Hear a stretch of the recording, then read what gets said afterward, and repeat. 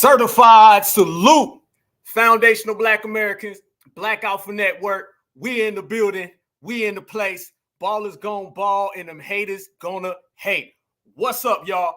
We gonna break it down today. We gonna get to work today because, you know, they running out here left and right and they got folks in handcuffs. They locking people up. They trying to get to what they trying to get to. But I need y'all to ask me one question. You know what I'm saying? Somebody got to let me know.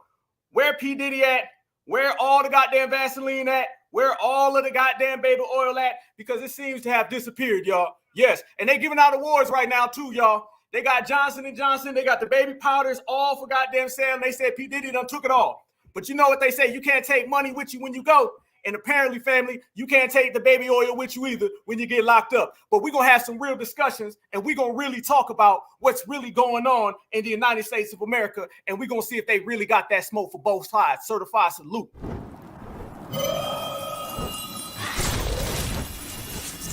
Black Alpha Network. Home of Black excellence. Power to the people.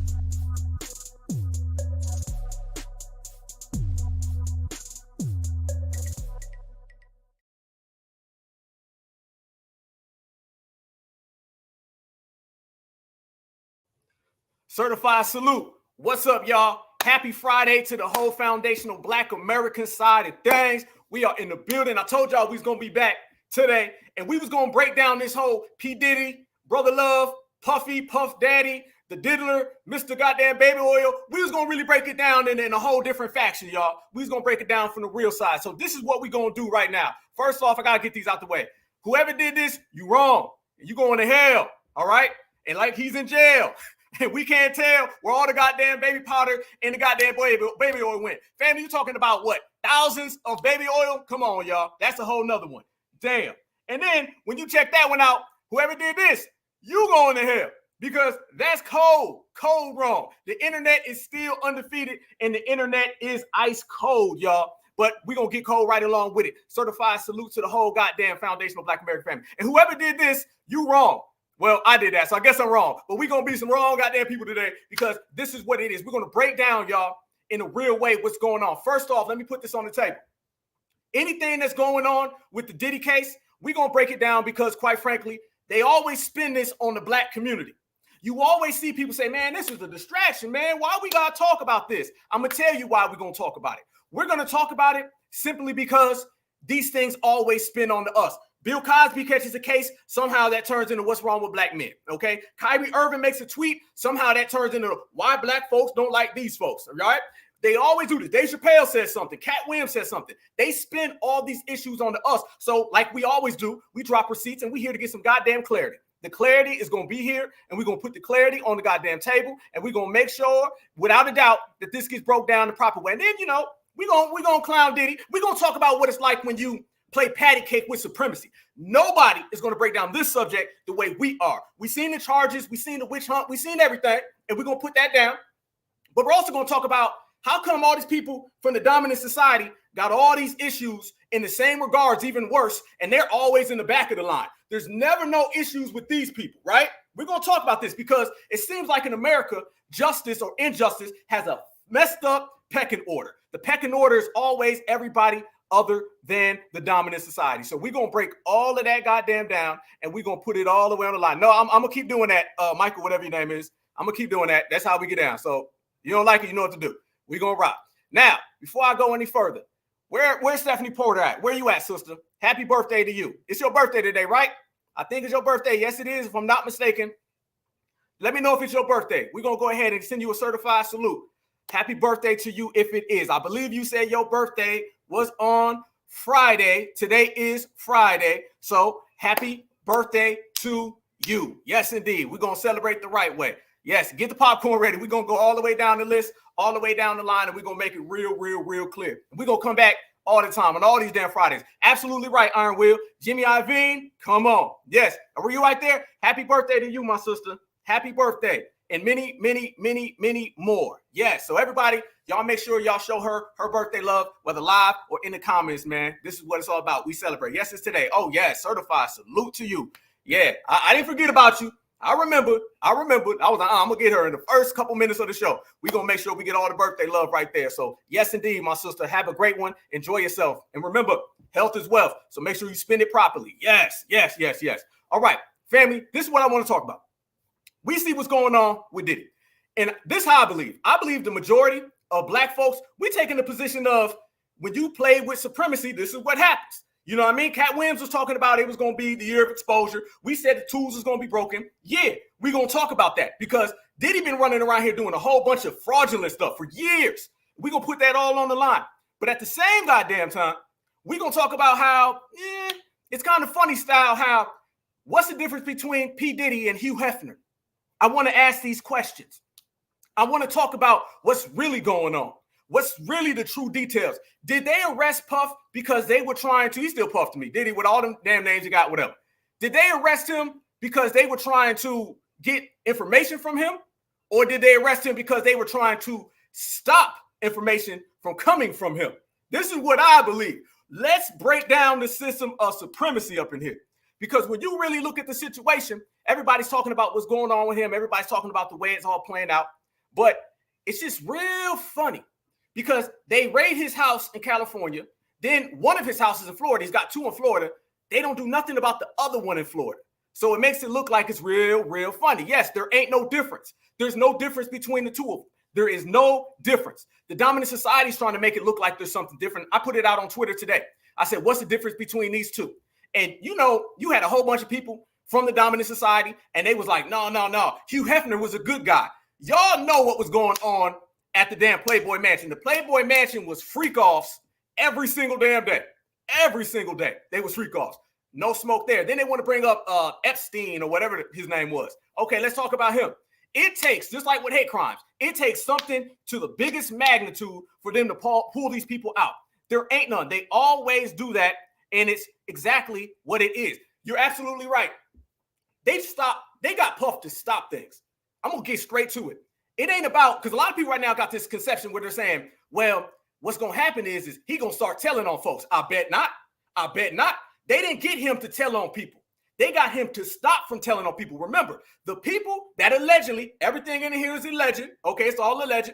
The people that they're saying that he had filmed at these parties, them people are tied in to the same people who arrested him. Let's talk about the system of supremacy. Too many times these entertainers and fans start thinking they live outside of entertainment, all right? The entertainment world is an extension of the dominant society's system of anti-blackness and supremacy. They got this man so they can stop this man from running his mouth. That's really what it is. Even if he said, I'm willing to tell, they're going to say, we don't give a damn. They don't want to accept his snitching. His snitching ain't even up for the bat. They don't really give a damn. They want to go ahead and they want to get this guy about the paint. We know the way it's played. We all know the way it comes down. This is what they're trying to do, and they're on it. Check this out right here. We're going to get right to it, y'all. Let's show the timeline, and we're going to break down everything. Kim Porter. We're going to break down Tupac Shakur. All these people that had these connections with Puff. Shine. Y'all see Shine, right? Remember Shine? He was talking like he was from Brooklyn. Now he's back to talking like he's from Belize. He's separating himself. You've seen all these CEOs step down. There's a whole lot going on in this situation. What we're not going to do, we're not going to sit here and say this is a black community issue. What we are going to do, we're going to put every single person from the dominant society who's participated in similar or worse behavior to the front of the line. You know, the dominant society don't like doing that. They always want to put the brother or the sister in the front of the line so they can become the face of it. Today, on this episode, Black Alpha Network, we're going to make the dominant society the face of all of this because that's what the statistics show. And with us, the math is mathing. Let's go to work, y'all. Check this out. These are the images that we've been seeing when it comes to P-Diddy. It all started, family, with the raid on his home. Yes, it all started then.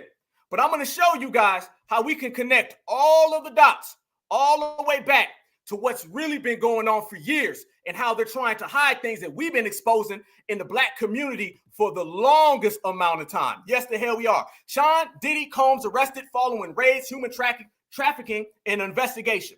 Okay, let's look at some of the footage, y'all, and let's talk about the way this all played out. And if you think that the timing is a coincidence, if you think this all happened by accident, you crazy. Let's go down the list of black men and women in this system of supremacy and the way things have always played out with us. And you know the answers are on the table. Clyde Davis, absolutely right. Y'all give me some names. Go ahead, just throw names in the chat. We know where Clyde Davis done did it all. I'm talking about there ain't nothing that they can pin on a brother or sister that the dominant society has not been doing for eons. We sat back and we watched it all happen. And let's say this, I need to see y'all. Two things can be right at the same damn time. If Puff, Diddy, Brother Love, or whatever the heck he is this week, if he been doing all of that stuff, then damn with him. Yep.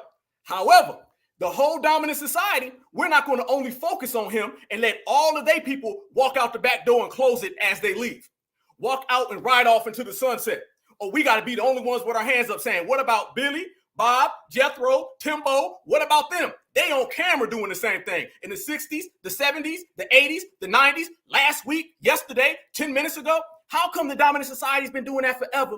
But Bill Cosby goes to the front of the line. Puffy goes to the front of the goddamn line. All of the folks who go to the front of the line of all of these crimes are always black folks, while everyone else goes to the back of the line, and then eventually you don't hear about them no more. Oh, we're going to break that down. Let's go to work, y'all. Check this out. Vince McMahon, absolutely. Vince McMahon has a documentary out right now on Netflix, and they're trying to humanize him. Charlie Sheen, y'all know what he was doing. Leo Cohen, we know what he's been doing. We've been seeing this for the longest amount of time. The Clintons, we know the same people that they say have been out here doing all this dirty work. They're the ones hanging out with the politicians, taking pictures with them, smiling. There's a racial anti-black element in all of this. Absolutely right, my sister. The Playboy Mansion, that was the originator. The originator. That is what it is. So we are going to go all the way there. Before we do, let me go ahead and throw this out there. You know what I'm saying? Because we're going to represent to the fullest. Fair use, fair use, fair use. This is about teaching, scholarship, research. Fair use, fair use, fair use. This is how it all played out, family, the last few days, and we're going to break it down. Sean Diddy Combs has been arrested by the FBI for human trafficking investigation. Let's see.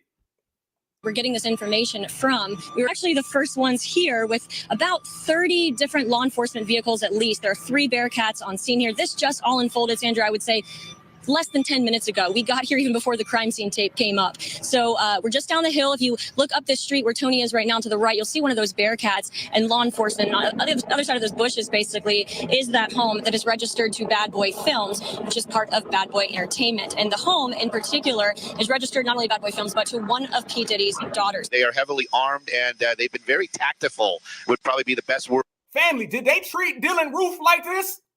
Did Dylan Roof get this treatment, or did he go to Burger King and get a number 2? Okay, let's proceed.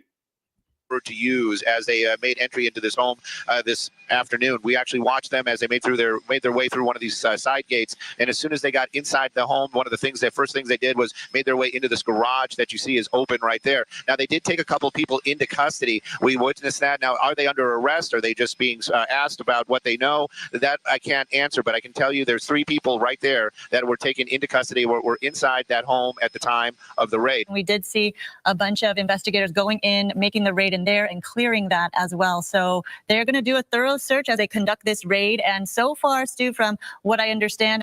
Okay, now the people on the news keep calling this a raid. Our understanding is that the raid had already occurred way back before in the early bit of the summer.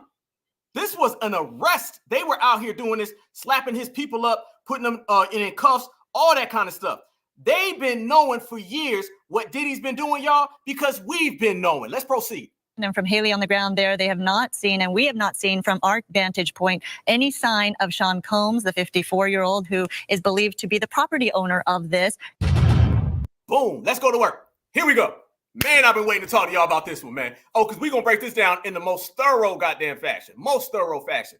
I'm looking at the chat, and I'm seeing all the names that you guys are putting out there right now. Woody Allen. I mean, you literally have people who were just on camera doing all this stuff, but nothing, no smoke. Nobody says the thing. These people always seem to get away while the black man goes into the front of the line. That's just the way the system of supremacy always operates. If you even remember, a few years ago, they started making all those surviving this person, surviving that person, surviving the next person, surviving all of these people, right? But did you ever notice that when it came to surviving these people, it was basically black folks? You never really seen surviving and it was anybody from the dominant society. It was always surviving a black person. And then what would happen? They would go to jail right afterwards. You got documentaries putting people in jail, but you don't have evidence putting other people in jail. Yeah, real funny. Yep. Yeah, everybody. Yep, I'm seeing the names. Yep. Like Elvis Presley, Jerry Lee Lewis. Y'all put that. I'm talking about we going back to the 60s, the 50s. It's been on record. You start seeing this stuff for the longest amount of time. Weinstein, I mean, all of that. Remember, they was caping for him, and they just actually were passing laws that were allowing him to beat some of his charges. So either they could get him out of jail early or they could sneak him out because they like doing that. They like to get you out when things are cool, the coast is clear, nobody's really talking about it. Then they get you up out of there. That's how they doing it. It does not matter. Roman Polanski, yes. How we got all these names, but they don't? How come they got Diddy on there? And mind you, when you see Diddy, the main thing you always see with him is half of those parties be a bunch of folks from the dominant society. Yeah, trust me. Somebody who went to his party called up somebody from the authorities. They said, go up in them houses and get everything. They did not arrest him for him to tell on anybody. They arrested him so he would not tell on anybody. They're not there to accept his testimony. It's all against him. Even Suge Knight came out and said, Diddy, you're in danger. Let's be real. Let's know how this plays, y'all. It plays out to where this man's really got some danger behind him. Look at some of these things, family. I posted this today. And, you know, folks was really trying to argue me down. Look at this right here. See the difference? They call P-Diddy a monster, but they call Hugh Hefner a hero. The Playboy Mansion was a freak off every damn day. Look at this right here. Look at this article, y'all. Look at that. Grotesque and a monster. Sean Diddy Combs charged with trafficking and more. Okay, y'all see that? Look at that right there. Look at that headline. You see that clear, right? Okay. Look at this headline. Hugh Hefner, a cultural hero. What? One more goddamn time for your mind. Run it back. Grotesque monster. Run it back to the next one. Hugh Hefner, a cultural hero.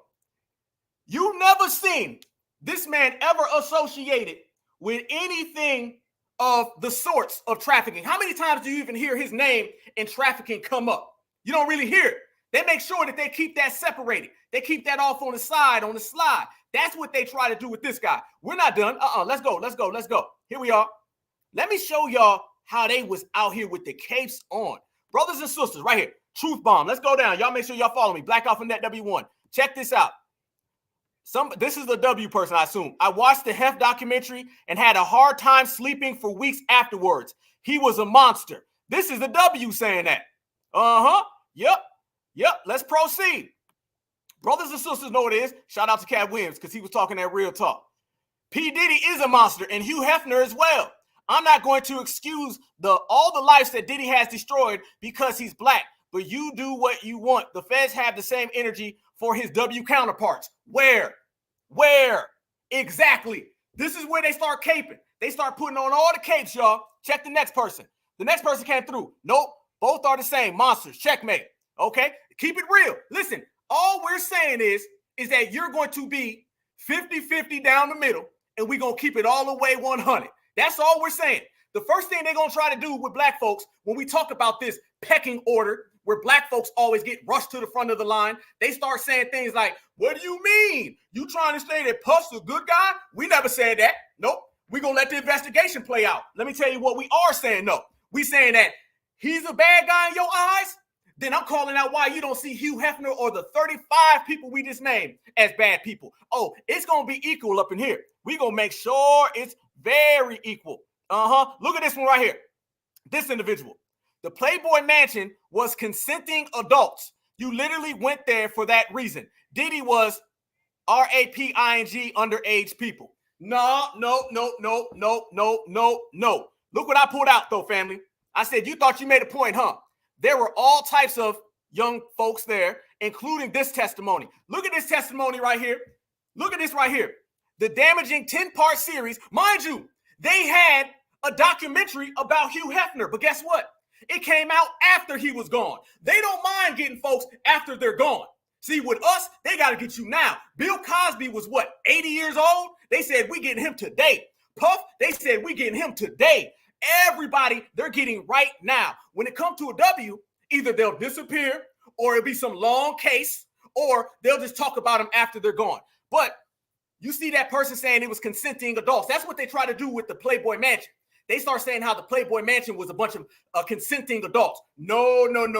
Nobody, whether in the streets, because the streets been knowing about the Playboy Mansion for years, or in society, everybody knows what was going on there. Check this out. That person was saying whatever they were saying, right? They thought they ate. All right. This damaging 10-part series unmasked the one heralded late mogul. See, they're already telling you they was loving him, who until now has been revered as a god-like stud, sleeking around his estate in silk pajamas and a smoking jacket to reveal the ugly truth about the man who built his empire off the backs of vulnerable women. Listen to all those things. This is the dominant society telling you how they viewed Hugh Hefner. He was doing this on camera for 50 years, and they're telling you he was viewed like a god. He walked around his estate with silk pajamas, smoking a cigar, had a jacket on. The thing about him, he was Front Street. He was Front Street, and he made it clear. This is what we doing. This is how we gonna do it. You don't like it. Remember them interviews he used to be doing, y'all? Y'all remember them interviews where he be out there just bragging? Yep, I had 22 girls. It's America. In America, you can do whatever you want to do. Nah. Check this lady. She says he was a predator. Hefner's ex-girlfriend, Sandra Theodore, 65, told the Post. 65. The lady had to be 65 before then. She said, I watched him, I watched his game, and I watched a lot of girls go through the mansion gates looking farm fresh and leaving looking tired and haggard. Okay, that's one. Remember, the person trying to debate with me said that those people were all consenting. Okay, let's proceed. Theodore, I was just 19 when Hef first set his sights on her. He was 50. He groomed me and twisted my mind into thinking his way was normal. That sounds like a predator to me. Sound like a predator to me. Just saying. She said of Hugh, who passed away in 2017. Mind you, y'all, 2017, this was after they went and got Bill Cosby. So while Bill Cosby was being arrested for, let's be real, some really shaky, funny style accusations, Hugh Hefner was sitting there laying back and enjoying the rest of his life in his last few days. Okay, proceed again. It says, he introduced me to drugs. I never had a drink or a drug before going up to the Playboy Mansion. In my first night there, I was handed a champagne and drugs came later, and I was underage. Wait a minute. I thought that they was trying to run with it was all consenting adults. That's what they was trying to tell us. They tell us that everything Hugh Hefner was doing was just a bunch of innocent people. Ain't that really what they've been trying to do? Ain't that? Yeah, you're right. It probably wasn't even 19. All right, let's be real. And let's be real. If you're 50 and you're looking at somebody 19, you're going to try to get with somebody who's 18. You draw the line, though, there, right? Like, hold on. I'll be with the 19 in 2 days, but I can't be with the 18 in 363 days. No. That ain't the crowd you keep. Now, when it comes to a black person, you do one thing, and they're going to say, well, you sag your pants. You must be a criminal. You wear a fitted hat, a do-rag. You got a bonnet on. You must be a criminal. You can't come in here. But yet this man's running around here with a bunch of teenagers. Oh, but it gets worse. I got some real receipts. And they ain't even really receipts, though, because the whole world knows it. So what we're going to do, we're just going to go ahead and dig them up, put them on the table. Because remember, y'all, Hugh Hefner was running around here putting this all on Front Street. This was all obvious. They was letting the whole world know, hey, we doing this. He's walking around smoking a cigar. Y'all remember the interviews? Yeah, let's keep it a buck. However, they're trying to make it look like what went on at the Playboy Mansion was just a bunch of consenting adults. all having a great time, all just having a bunch of love. No. There were horror stories that came out of there, and the world knew it was. They just gave it the supremacist complexion for the protection pass, why they came after people like Bill Cosby, Puff, whoever else. Let's go there. Like I said, we're going to keep it all the way real. We're going to keep it all the way 100. Let's proceed. Checkmate. There's more testimonies, more, because it's all out there. So this individual who tried to say that to me, and oh, family, we've been going at it left and right today. Left and right. Before I proceed, check this out.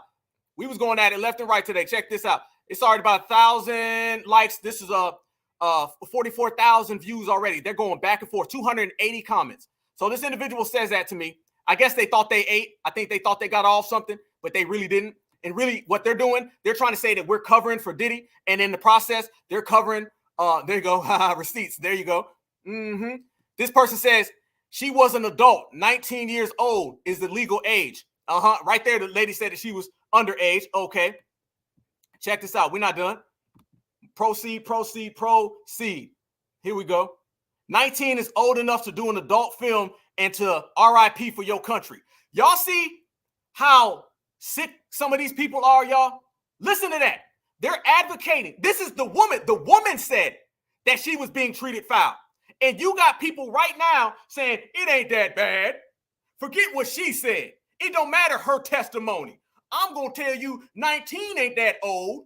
19 it's okay. You can do whatever you want to do. Okay. Somebody said, oh, again, getting proven wrong and moving the goalposts. Y'all really love to see race and literally everything. That's what I'm telling y'all.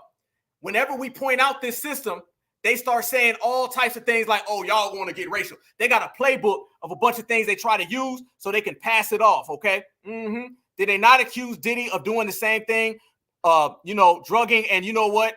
All right, and they say that he used to beat on people and all these type of things. And it shows you, seems like you can accuse Hef of supplying alcohol to someone under 21. That pales in comparison to the charges Diddy is facing. That's like comparing someone who RIP someone, deleted someone, to someone who drives on suspended license. Okay, let me go there. Oh, they in trouble now. They in trouble now. Let's go there. Let's really go there, y'all. Let's go there. We're going to go ahead and put all the receipts on the table about Mr. Hefner. Mr. Hefner about to get G-checked real good. They don't want to do it, so we're going to do it. They try to run around, and they try to make it look like what was going on at the Playboy Mansion was literally just fun and games, right? They're trying their best to make it look like it wasn't really anything bad. It was just some basic things. All was well, all was swell. There's no problem. Let me show you how much they celebrated Hugh Hefner, y'all. This is how much he was celebrated. Just based on the accusations alone, this man should be locked up. Should have always been locked up. But do y'all know that they literally had toys for Hugh Hefner? Yeah. Let's look at some of the Hugh Hefner toys. Yeah, they made toys. Toys of Hugh Hefner. Check this out right here. Yeah, they had all types of toys. Hugh Hefner had a whole gang of little toys they was putting out. The Simpsons. Look at this. Hugh Hefner had a character on The Simpsons, y'all. We're not lying. Look at it right there. You see it. That is Hugh Hefner toy on The Simpsons. This is how much they were celebrating. You think they would ever do that with any black man that they claim was doing something funny style? No, they won't. Look at that, y'all. Proceed. Multiple toys. They was out there just saying, hey, man, let's make a whole goddamn toy line. We're going to have the Hugh Hefner Day. That's what we're going to do. It's going to be Hugh Hefner Day, and we're going to celebrate him all the way to the damn maximum. You see that right there, right? This is what they were doing. They were celebrating this man because, to be honest, y'all, we're going to be real. The dominant society doesn't really have too much of a problem with this behavior, all right? What do, y'all, as black folks? We go after anybody who has this type of filthy behavior. They don't really do that because when it comes down to their community and bad behavior, they'll defend the bad behavior. So that shows you they don't really necessarily have a problem with that. Oh, it's Black Alpha Network. Y'all here. Smash that like button, y'all. Friday night show. Here we go. Check this out. Look at that. Celebrating this man. Look at that. Man got a damn bobblehead. Look, that's Hugh. That's Hugh Hefner right there. That they boy. That's their man right there. That's their grandpa. Yep. They were celebrating him. There go more Simpson toys. They got the double pack. Whoa. Matter of fact, hold on. Tom Hanks. That's Tom Hanks and Hugh Hefner. Look at it says ages 14 and up. Look at that right there, y'all. Ages 14 and up for a man who has those type of accusations and allegations against him. They said nothing up. Right now with Diddy, they trying to take every single thing he owns off the shelf. They getting rid of everything Diddy got. They said, nope, you can't have Revolt no more. You can't have your businesses no more. You can't have your mansion no more. We gonna strip you down to everything. Did the same with Bill Cosby, right? But yet Hugh Hefner got a toy that's for 14-year-olds. Oh, I forgot, because 14, 15, it don't really matter to the dominant society. Okay. You can just have fun however you want. Just don't get caught, right? Oh, we calling it out today. Smash that like button. Black Alpha. Let's proceed. There we go. Here we go. Playboy Bunny's blast predator Hugh Hefner's bestiality cult and worse. Damn. You ain't even see that with Diddy. Family, let's go there. Oh, by the way, that right there was just update. That was January 25th, 2022 at 1:21 p.m. Eastern time. That ain't that long ago. Did this make the news like that? Did they run around and speak on this? Nope. They ain't say too much. Let's proceed. That's the one we just seen a minute ago. All right. These people are still alive. They're still out there with testimonies on this guy. There it goes. That's the original freak off place. That's where they was freaking off left and right. Yeah. The Playboy Mansion has always been something that they revered. They talk about the Playboy Mansion like it's the greatest thing ever. You never see them talk down on the Playboy Mansion. That place should be knocked down and not family. Let's keep it a buck. It ain't just Hugh Hefner. There's so many other people, just like Diddy's parties, that have been implicated for doing crimes there. It ain't just him. Let's proceed. We got more. Check this one out right here, y'all. Oh, I've been waiting to show the family. Hugh Hefner, civil rights hero. Yes. They literally called him a civil rights hero. They even proposed the question. Last night on Larry King Live, Larry King, interviewed the original Playboy on his pioneering civil rights activism. But there was barely a mention of the Playboy's pioneering work in making a sexist soft porn mainstream. That's what they consider to be some type of civil rights achievement? Yeah, Hugh Hefner was being considered and pushed as a civil rights hero in the United States of America. Yes, they were. I guess we got Dr. Martin Luther King and they got Hugh Hefner. It shows you about the moral compass of each community, right? Hefner reminisced on his collegiate activism, his progressive upbringing, and his practicality, how it integrated TV shows and clubs. So we out here integrating society and jobs, and he was out here integrating clubs, okay? He attribute this non-discriminatory discrimination to fear of the unknown, fear of the different. Yes, Hefner did fight for an end of sexual repression and racial segregation? What? He fought for family. They're trying to tell us Hugh Hefner fought for the right of racial, they trying to say he fought for the right of racial segregation. Or to end racial segregation. So that means that he's some type of leader, right? All white dating, photography, and ultimately codifying the image of the blonde, blue-eyed Playboy bunny in centerfold. Thus, the bunny became the building block of an empire defined by sexuality.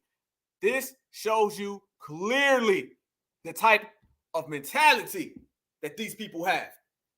What more, y'all? What more? They literally made this man, they said progressive. They said that he fought for civil rights. They said that he desegregated places. They said basically he's Dr. Martin Luther King, basically. And this is what they was trying to argue with us about. Yeah, they was really trying to go back and forth with us. We got more. Check this out, y'all. Now, when they want to say all these things about his character and how good of a man he was, we simply hit him with this. Look at this one right here. Oh, yeah, let's go there. I want y'all to tell, matter of fact, let's bring it back. Before I go there, let me pull this up real quick. I want to show y'all this. The charges and all that stuff came out on Diddy. What I'm going to do is I'm going to play this clip of Diddy. And they came out and they had the whole press conference. Because you know one thing, too, they do with us. They make everything about us this parade. They parade it around. They make it look like it's the biggest thing in the world. They got to really break it down and be like, man, well, this is what black folks did, and this how they did it, why they did it. We got to stop them from doing it. That's kind of what they do with us. Check out this press conference the other day, all right? And I want y'all to really listen to what was said in the press conference. Because to be honest, y'all, a lot of things that they're saying about this man, they're not really being all the way clear about it being him. They're just saying that it happened. Yeah, they're just saying a lot of things happened, and we're associating it with Puff. So they'll say, this happened at a Puffy freak-off. Okay, but who did it, though? Well, we're not going to say who did it. I'm just saying it happened there. Okay, we know about a billion things that happened at the Playboy Mansion. Why don't y'all put that off on Hugh? Oh, they don't. Watch this right here. They're really trying to spin it and put everything on a certified salute to you, family. Certified salute. I see you. I see you. I see you. Yes, indeed. I want y'all to see right here the way they're trying to spin it. And those charges, a lot of people was out there saying, okay, maybe he did do something, maybe he didn't. But the press conference looked like a dog and pony show, and it looked real damn funny style. Look at this right here.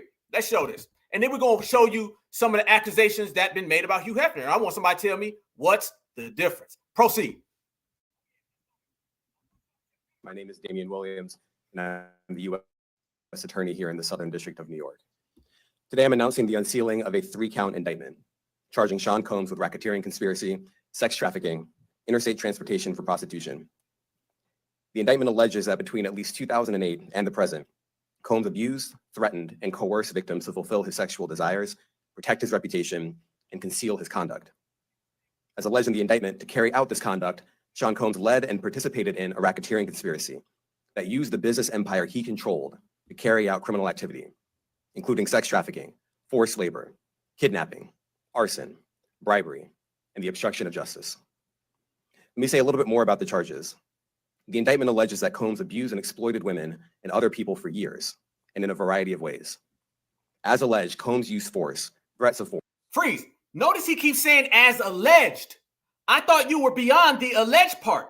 You arrested him, and this man is facing life in prison. Okay, I get it. I'm not saying that Puff wasn't doing a bunch of dirt. I'm not saying that he wasn't doing things that were completely criminal. What I am saying is that this case seems very, very far-fetched in reaching. It sounds like you're dealing with a guy who is a damn freak. It seems like you're dealing with a guy who had no sort of backbone, but sex trafficking and pulling people across town, across state, across county, and using his time. Okay, gotcha. But what about everybody else who was allegedly involved there? If this is things that you're saying that you're arresting him for, this sounds like you should have been bringing in 6, 7, 8, 9, 10, 11, 12 different people. How come all these other people aren't being brought in at the same time? I ain't saying don't bring Puff in. Go ahead, lock him up if that's what the evidence shows. But I'm also saying it sounds like there's a whole bunch of co-conspirators. You don't get all of those charges and everything he's saying without some co-conspirators. Where are they at? Because when you locked up Young Thug, you arrested his whole goddamn rap label. Let's keep it a buck. When it's a rapper, they're arresting 12, 13 people at one time. How come they're not arresting 12, 13 people at one time with this? But yet they're saying there's so many different people involved. Real damn funny style. Let's keep it going. Force and coercion to cause victims to engage in extended sexual performances with male commercial sex workers, some of whom he transported or caused to be transported over state lines. Combs allegedly planned and controlled. Wait a minute. Did y'all catch that? He said some of those he transported and caused to be transported. How do I cause you to be transported? Either I transported you or I didn't. And then, by the way, so Puff was picking people up and driving them somewhere? Did he kidnap them? Did he tie them up and put him in the back of his trunk like the mafia? Okay, or were these people getting in the car with him? They were having freak-offs, all right, going to his party, because let's not act like his parties were not revered. All the stars all got a story about going to one of his parties. You mean tell me he was forcing these people? There may have been people that he forced, but don't sit here and paint the picture that every single person he personally went to, personally wrapped them up, personally put them in the truck, personally drove, and personally took them across county and state lines. Seems funny style again. Controlled the sex performances, which he called freak-offs, and he often electronically recorded them. The freak-offs sometimes lasted days at a time, involved multiple commercial sex workers, and often involved a variety of narcotics, such as ketamine, ecstasy, and GHB, which Combs distributed to the victims to keep them obedient and compliant. As alleged, when Combs didn't get his way, so he was personally handing out all of the drugs to them, or he was slanging it. So he said that Combs was giving it to him. So not only was Puff the driver, Puff was also the one who was handing people, each of them, come on, this is the law now. This is the law. He was personally handing everybody the drugs, and they were taking. Did he forcibly make them take them, or were these people who like to do drugs themselves? And if they like to do drugs themselves, I doubt you had to go give them to them. So they're saying that he basically was like, here, hand one to you. So if there's 1,000 people in the room, he personally handed 1,000 of them and distributed it to them. Yeah, real funny style. he was violent, and he subjected victims to physical, emotional, and verbal abuse so that they would participate in the freak-offs, and that Combs hit, kicked, threw objects at, and dragged victims, at times by their hair. On one occasion in March of 2016, that conduct was captured on video and later reported in the media. Specifically, Combs kicked, dragged, and threw a vase at a victim in a Los Angeles hotel when the victim was attempting to flee. As alleged, these assaults often resulted in injuries to the victims, which took days. But these are all different cases. I think he's alluding to the Cassie situation. That ain't got nothing to do with what he's charged with, though. They're charging him with trafficking. Him abusing her when she was leaving. And by the way, they end up staying together for, what, a couple more years, right? Okay. Those are two different things. Those are two different things. If you get caught for trafficking in New York, but yet you have a fight in LA, those are not the same cases. Those are separate cases. I'm still trying to figure out what is really going on with the details. It seems like a lot of reaching, and it shows you, and we're going to get the facts down. It shows you that they're going around a lot of stuff, y'all. Doesn't it sound like that? Let's be real. What they're doing here is they're really trying to make face for someone else. They want to put these on Diddy, whether he did it or not, okay, allegedly. But what they want to do, they want to put it off on Diddy, but at the same time, he sounds like he's trying to be very careful to protect some other people. This ain't about Diddy bringing down everybody. This is about bringing Diddy down so he don't bring them people. Or weeks to heal. In addition to the violence, the indictment alleges that Combs threatened and coerced victims to get them to participate in the freak-offs. He used the embarrassing and sensitive recordings he made of the freak-offs as collateral against the victims.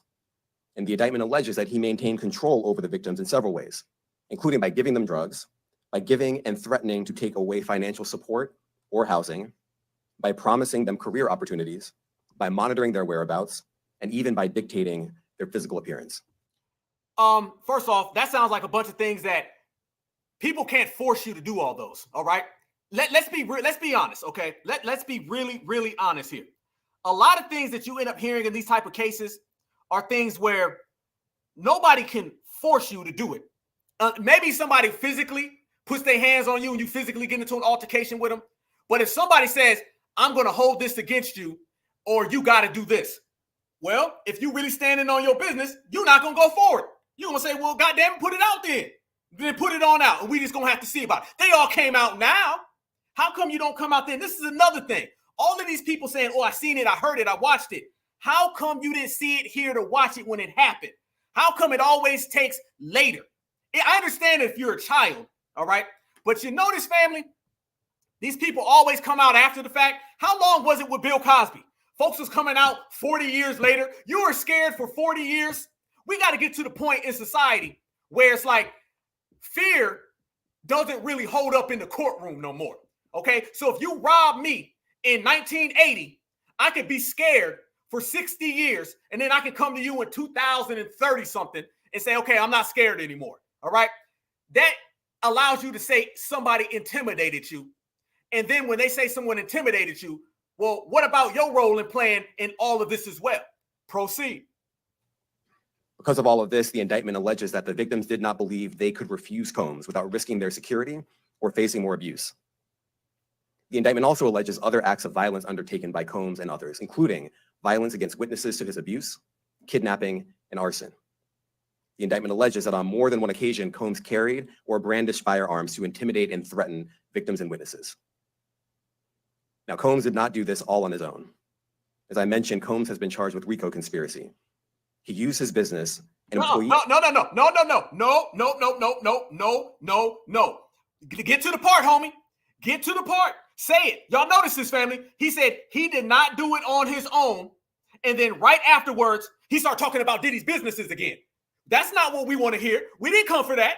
You said that he didn't do it on his own. Tell us right now, who are the other people? Who are the co-conspirators? You say it's a Rico.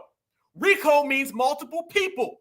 I only see one guy being arrested. I see one guy's home raided. I see one guy going to jail. I see one guy in the headlines. He just told us that there were other people, and then immediately he pivots back on to Diddy's businesses. This ain't about his businesses. That's a whole nother situation. Tell us the other people.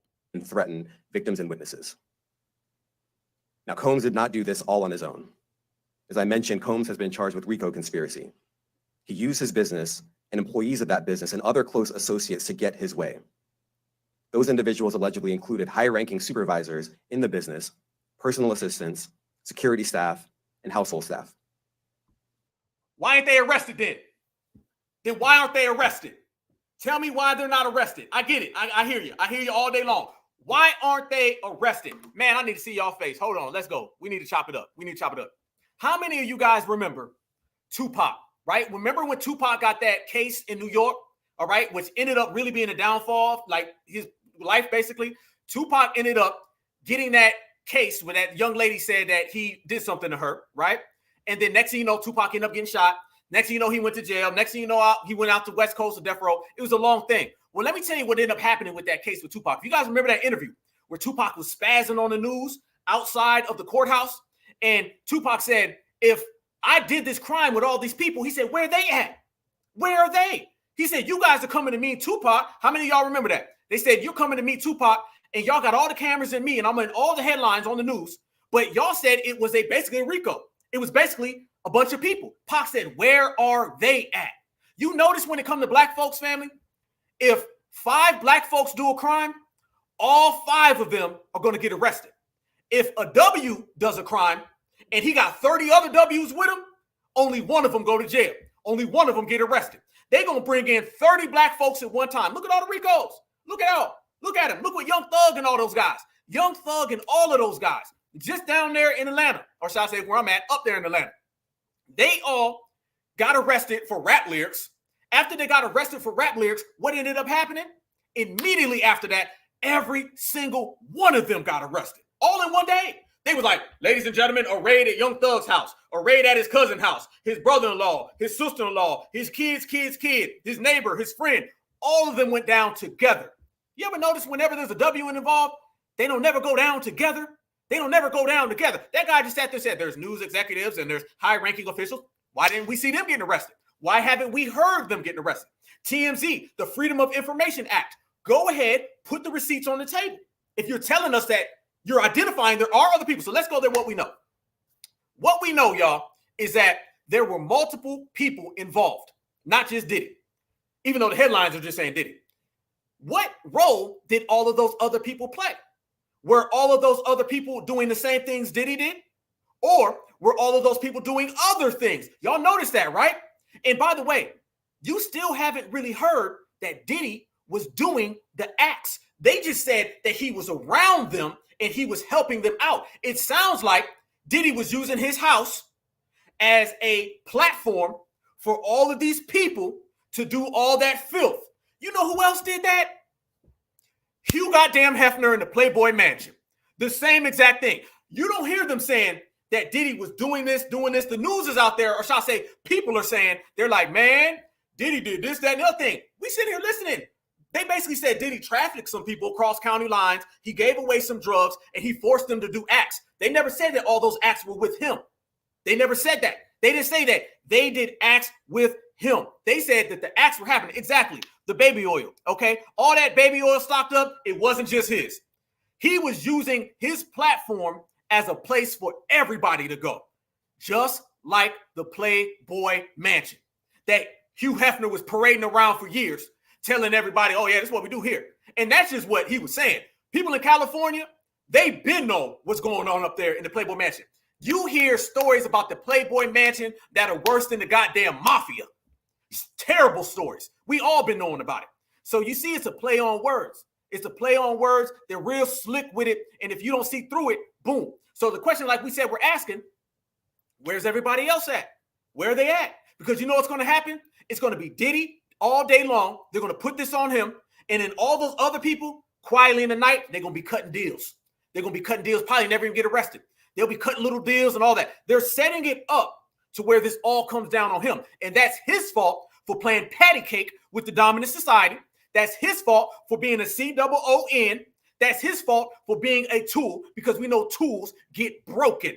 So he is completely responsible if he did the crime. But what he's really responsible for, the crime of playing patty cake with Supremacy. You thought it was cool when Leonardo DiCaprio and all these damn actors and actresses were there and y'all was having a good time and drinking champagne. No. You do not get that close to Supremacy. What your parents tell you? When W's is out there fighting, leave him alone. When W's is doing that dirt, leave him alone. He thought he was going to get in the middle of all them, hang out with them, drink some drinks with them, and all be friends with them. That ain't how it works in Supremacy. Now you find it the hard way because your ass sitting up in jail. You went from that mansion to a dirty jail. Yep. But at the end of the day, promising you, all those co-conspirators, you won't be seeing them. Everybody's talking about who? They're talking about that. Well, how was it? Like 13, 14, 15, 30 people stepped down already, right? You notice one thing, though, family, about everybody who's stepping down? The one you hear the most about is Kevin Lyles, the black guy. Trust me, there were some W's up in there. A whole lot of them. Watch the way the guy continues to keep dancing around. Let me say this real quick. Let me pull myself back up real quick. This press conference was not about justice. It was not about morality. It was not about an ethical code. Supremacy knows no justice. They know no morality. They know no ethical code, all right? What Supremacy does know is putting a black face on this. This was all very tightly designed to dump this whole case on Diddy and allow everyone else to go off scot-free. They're picking and choosing who is going to be held responsible, and they've already chosen who is going to be held accountable, and that's Diddy. Trust me, that's how the system of Supremacy operates. Proceed. Let's continue to do it. Let's continue to do it. The indictment alleges that those individuals facilitated the freak-offs. They booked the hotel rooms and stocked them with the supplies, including drugs, baby oil, personal lubricant, extra linens, and lighting. That's what he just said Diddy did, though. He just said Diddy did that. Notice, fam, when he said Diddy was doing those things, he said Diddy just did them. He's saying these other people facilitated it. Notice the word, man. It's a play on words. So basically, he's trying to make it look like Diddy went in and Diddy did these harmful things to 1,000 different people. And these other folks, oh, they were just facilitators. Notice how he's creating a gap and he's creating distance between these other people. Oh, no, they just facilitated it. So what that means, family, let me give you some translation. What that means is these folks didn't really do a crime. What they really did, they were just around it. So when the charges come crashing down, those folks are all going to get the slap on the wrist because, you know, it really wasn't them. It was Diddy doing it. We know if you listen to Supremacy, you can hear clear as day how they set things up. When the hotel rooms got damaged, they helped clean it up. They arranged for victims and commercial sex workers to travel for the freak-offs. They helped clean it up. Help clean it up. So they're trying to charge these people with, oh, they just cleaned up the mess. Diddy made the mess, but they cleaned it up. And they delivered large quantities of cash to Combs to pay for the commercial sex workers. The indictment also alleges that they helped Combs cover up his crimes. During the March 2016 incident at the LA hotel that I mentioned earlier, a member of the hotel security staff intervened, and Combs attempted to bribe the staff member with a stack of cash to make sure that what happened was kept quiet. And as the indictment alleges, in late 2023, after public allegations were made about Combs' crimes, he and others pressured witnesses and victims to stay silent, including by making phone calls to witnesses and victims and giving them a false narrative of what they had experienced. And as alleged, okay, that's a terroristic threat. How come they're not in jail then? How come they're not in jail? Everything he's saying is basically meaning these people should all be in jail. They should all be in jail. Once again, whenever there's a RICO, they come cracking down on these people immediately so they don't get their cases together. That's how you do it. When the feds come knocking, the feds come knocking on everybody. I've never seen a case that's a RICO where they're arresting people individually, weeks at a time, weeks apart. I've never seen that ever. Combs used others to help conceal his abuse by monitoring and preventing victims from leaving a location in order to hide their injuries, or by locating and contacting a victim who had attempted to flee. As part of this investigation, in March of this year, special agents from HSI executed search warrants at Combs' residences in Miami and Los Angeles. They also executed a warrant for Combs' electronic devices. During those searches, agents seized evidence of the crimes charged in this indictment. They seized firearms and ammunition, including 3 defaced AR-15s and a large capacity drum magazine. They also seized evidence of the freak-offs. Okay, so he has weapons at the house. Does that mean that those weapons had anything to do with this case? Those weapons at the house could literally just be for home protection. If you're arresting this guy and saying he had AR-15s at the house, okay, so do a lot of people. Does that have anything to do with the trafficking? So if you have somebody on a case for trafficking and then you come into their house and you see a bag of weed, okay, they don't even have nothing to do with one another. Those could be 2 separate items. Electronic devices that contain images and videos of the freak-offs with multiple victims. And they seized cases and cases of the kinds of personal lubricant and baby oil that Combs' staff allegedly used to stock hotel rooms for the freak-offs, more than 1,000 bottles altogether. Here are some of the items that we recovered during the searches. And doesn't this guy just seem happy? It seems like he feels like he's getting brownie points. We got some receipts on him though. But let's keep it going. As you can see here, this is a drum magazine, large capacity, and it contains, I believe, 59 rounds. But what does any of that have to do with trafficking, y'all? That is a completely separate issue. That has nothing to do with trafficking. They found weapons at his house. Okay, were they being used on people? Apparently not, because they're ARs. So really, what did that have to do? That's not a crime. That's not a crime. You know why it's not a crime? Because he's not a mafia guy. If you're talking about a mafia guy who is being charged with RICO for harming people and having assaults on people, well, then maybe the weapons might come into play for that. Maybe the weapons might come into play with rappers who are talking about mowing people down, and then you find the weapons at their house. You're talking about baby oil and weapons. What does one have to do with the other? Is determined to investigate and prosecute anyone who engages in sex trafficking, no matter how powerful or wealthy or famous you may be. No one should doubt our commitment on that. A year ago, Sean Combs stood in Times Square and was handed a key to New York City. Today, he's been indicted and will face justice in the Southern District of New York. Okay, what does that got to do with anything? Real talk, like that last little statement, like a year ago, he got the key to the city. Today, he doesn't, and today he has to deal with the consequences. What does that really have to do with anything, y'all? Other than a dog and pony show, all right? That's all that is. That's basically trying to say, well, we got him now, all right? Like somebody said in the chat, that is modern day buck breaking. Buck breaking. That whole situation, y'all, was meant to basically put him on Front Street. That whole situation was meant to just say, well, you know, we got him now. All right, we got him now. He's done for. There's nothing he can do about it. He just has to live with it. That's what that's really about. They're really trying to make that point. This is how you know. When you know, family, they're trying to make a black person the face of something. They always go extra with it, right? They always go extra, and they turn it into this big thing. They don't do that with people from the other community. People from the other community, they're just kind of happy, and they're like, okay, hush, hush, gonna go. When's the last time you seen Weinstein? Or that the Epstein guy just disappeared, right? All these people, Woody Allen, all these people just disappeared. With black folks, they got to make it this big, drawn-out process, make statements like that. Look at this one. Look at these right here.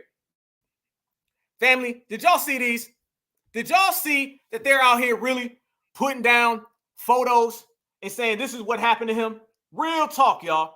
They're literally out here trying to say or putting out pictures saying we got some sketches. Are they not dramatizing this, y'all? Family, what is this? The First 48, NCSI, Law and Order. If you don't get out of here with the sketches, y'all, and notice in the sketches, you don't see nobody other than him, even though this guy admitted that there had to be at least 200 to 300 other co-conspirators from East Coast to West Coast, but you only see him. That picture right there, That picture right there, y'all, is everything that we warn these people about. Look at him in the middle and look at all of them around. If that is not, as we said, buck breaking to the fullest, that is a sketching of buck breaking. That is a picture of buck breaking. That is him being buck broke, hands down. Look at all them. Got the W Karen right there. Got 2 police behind. The guy next to him. All the W's in the audience. They are literally showing you, Diddy, we are going to parade you around just to let the world know this is what we can do to you. This is what we can do to you or anybody else. And it's really sending a signal, a supremacist dog whistle, which we about to get into, which is real funny style.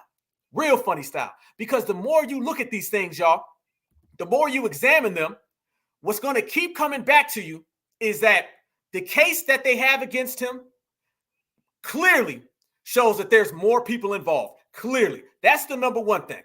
But even more so than it's showing all these different people involved, y'all, what it really shows you is that no matter what goes on, these folks are going to eventually get these people who play games with them.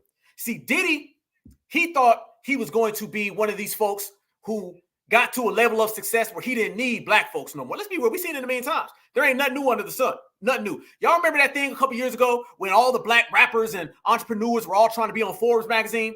Who's the billionaire here, billionaire there, right? Remember that? And it always comes down. Matter of fact, we just seen Oprah last night, right? Oprah. Okay, y'all remember all that stuff with Oprah over in Africa with the little girls? Remember they came down on her with some trafficking stuff. You know, they love trafficking. They love hitting that with black folks. See, all that stuff where you're a gangbanger and you a hood dude and you're a criminal, they like putting that off on black folks, but they use that too much. They'll put that off on little young dude, young thug, and these little street dudes. When you start talking about rappers who are up here, that's when they start trying to get you with sex crimes. We got to know the difference between them. The dominant society loves putting some type of sex crime on black Americans. They love that. See, they can't really do the street stuff too much anymore. First off, a lot of these people have elevated past the streets, and they can't really stick you on that because that's like flimsy. But boy, they'll hit you with a damn sex crime. They're real good. Look, I mean, Oprah, they got her. Diddy, Bill Cosby. You feel me? They R. Kelly, all of these folks. And like I said, some of it has been dirt. You all right? But they love to parade you around. But I want y'all to notice this, family. Let me show y'all this. Yeah, Oprah, absolutely. What Oprah did to Michael Jackson. Oh, let's go there. Let's go there. This is what we're talking about. They did it to Michael Jackson, right? They was putting all of that on MJ. They did it to Bill Cosby, all right? Right now with Diddy, they have a history of putting this off on black folks, successful black people. They can't say that you were selling drugs. They can't say you was running the streets, that you robbed somebody. They'll do that to MC Northside, MC Trap Boy, MC Hood. They'll do that to them. But all the bigger ones, oh, they're coming for you. They're coming for you. Oh, yes, they are. But I want y'all to notice this, family. Notice how, as we see everything that they just showed us right there, look at this, though. Let's talk about everything they just said about Diddy, right? Let's go back. Let's go back to Hugh Hefner. Everything they just said about Diddy. Everything. All accusations, right? Okay. Let's pull up some receipts on Mr. Hugh Hefner. These are the same exact things said about Diddy have been said about Hugh Hefner. Yes, the hell they have. Playboy's cleanup crews claim they mopped up drugs, deaths, and rapes. Yeah, didn't they just say Diddy had people clean up? I'm going to show you a direct, not halfway, not sorta, not flimsy, not twists, not turns. I'm going to show you a direct line between what they say Diddy was doing to what Hugh Hefner was doing out in the open. You just seen that prosecutor say that Diddy had people clean up. Playboy right here had people clean up too.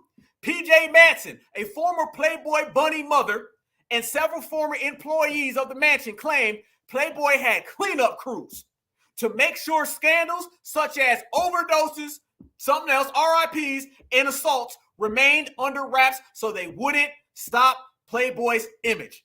Damn. I thought that they was just trying to tell us that Diddy did that. Well, it looks like, clear as day, the same exact thing is going on with Playboy years ago. How come there was no Rico for that, though? How come you never got them locked up? Family, lock in. If you hear, Smash that like button. Friday night, man. I'm glad y'all spending y'all Friday night with me, Black Alpha. We're going to cook tonight. We're going to be back again on Tuesday, and we're going to keep bringing that certified work. So they said that about Diddy. Right? Okay, they said that about Diddy. All right. So they said Diddy had cleanup crews. Hugh Hefner did. Now, mind you, in the tweet that I made earlier, they were trying to go back and forth with me about Hugh Hefner. They were saying how, no, he ain't that bad now. He had good young girls and all this kind of stuff, right? Okay, cool. Check this out. That's one. Cleanup crew, right? How about this one? We got more receipts. Check this out. All right. They said Diddy had hidden cameras, microphones, recorded sex going on in the Playboy Mansion. I thought they said Diddy had hidden cameras. Well, Hughes had hidden cameras. They said Diddy had microphones. Well, Hugh had microphones. Former employees and residents of the mansion claimed cameras and microphones were hidden everywhere to record people without their knowledge. Every room, even outside on the property, had cameras, said Tenenbaum in a video clip from decades ago. Hefner acknowledged he had cameras in his house. So on camera, Hefner was telling people that he's got cameras everywhere. Ain't that the same exact thing that they said that Diddy was doing? They said Diddy had hidden cameras. Hugh had hidden cameras. Hell, he told you he did. They said Diddy had microphones. Hugh said he had microphones. They had cleanup crews. Well, he had cleanup crews. It looks like the same exact thing. So if this was going on for years, what's the difference? Still trying to figure out where the difference is between the two of them. We ain't done. We got even more. Got more. Check it out right here. Well, we're going to put some parallels together. Yes, we are. Check this one out. You ready for this one? Now let's go to the crime. All that stuff about, oh, well, Hugh did it the nice way, the good way. It was just simple consenting adults. Okay. Theodore, I was manipulated into orgies and I was RAPED by Hefner's cronies. That right there is a crime. That ain't consenting. That ain't, oh, he did it the right way. That ain't the good way. That right there is undisputable, undebatable, a crime against a person. Theodore presented a long list of allegations against Hefner. Hold up.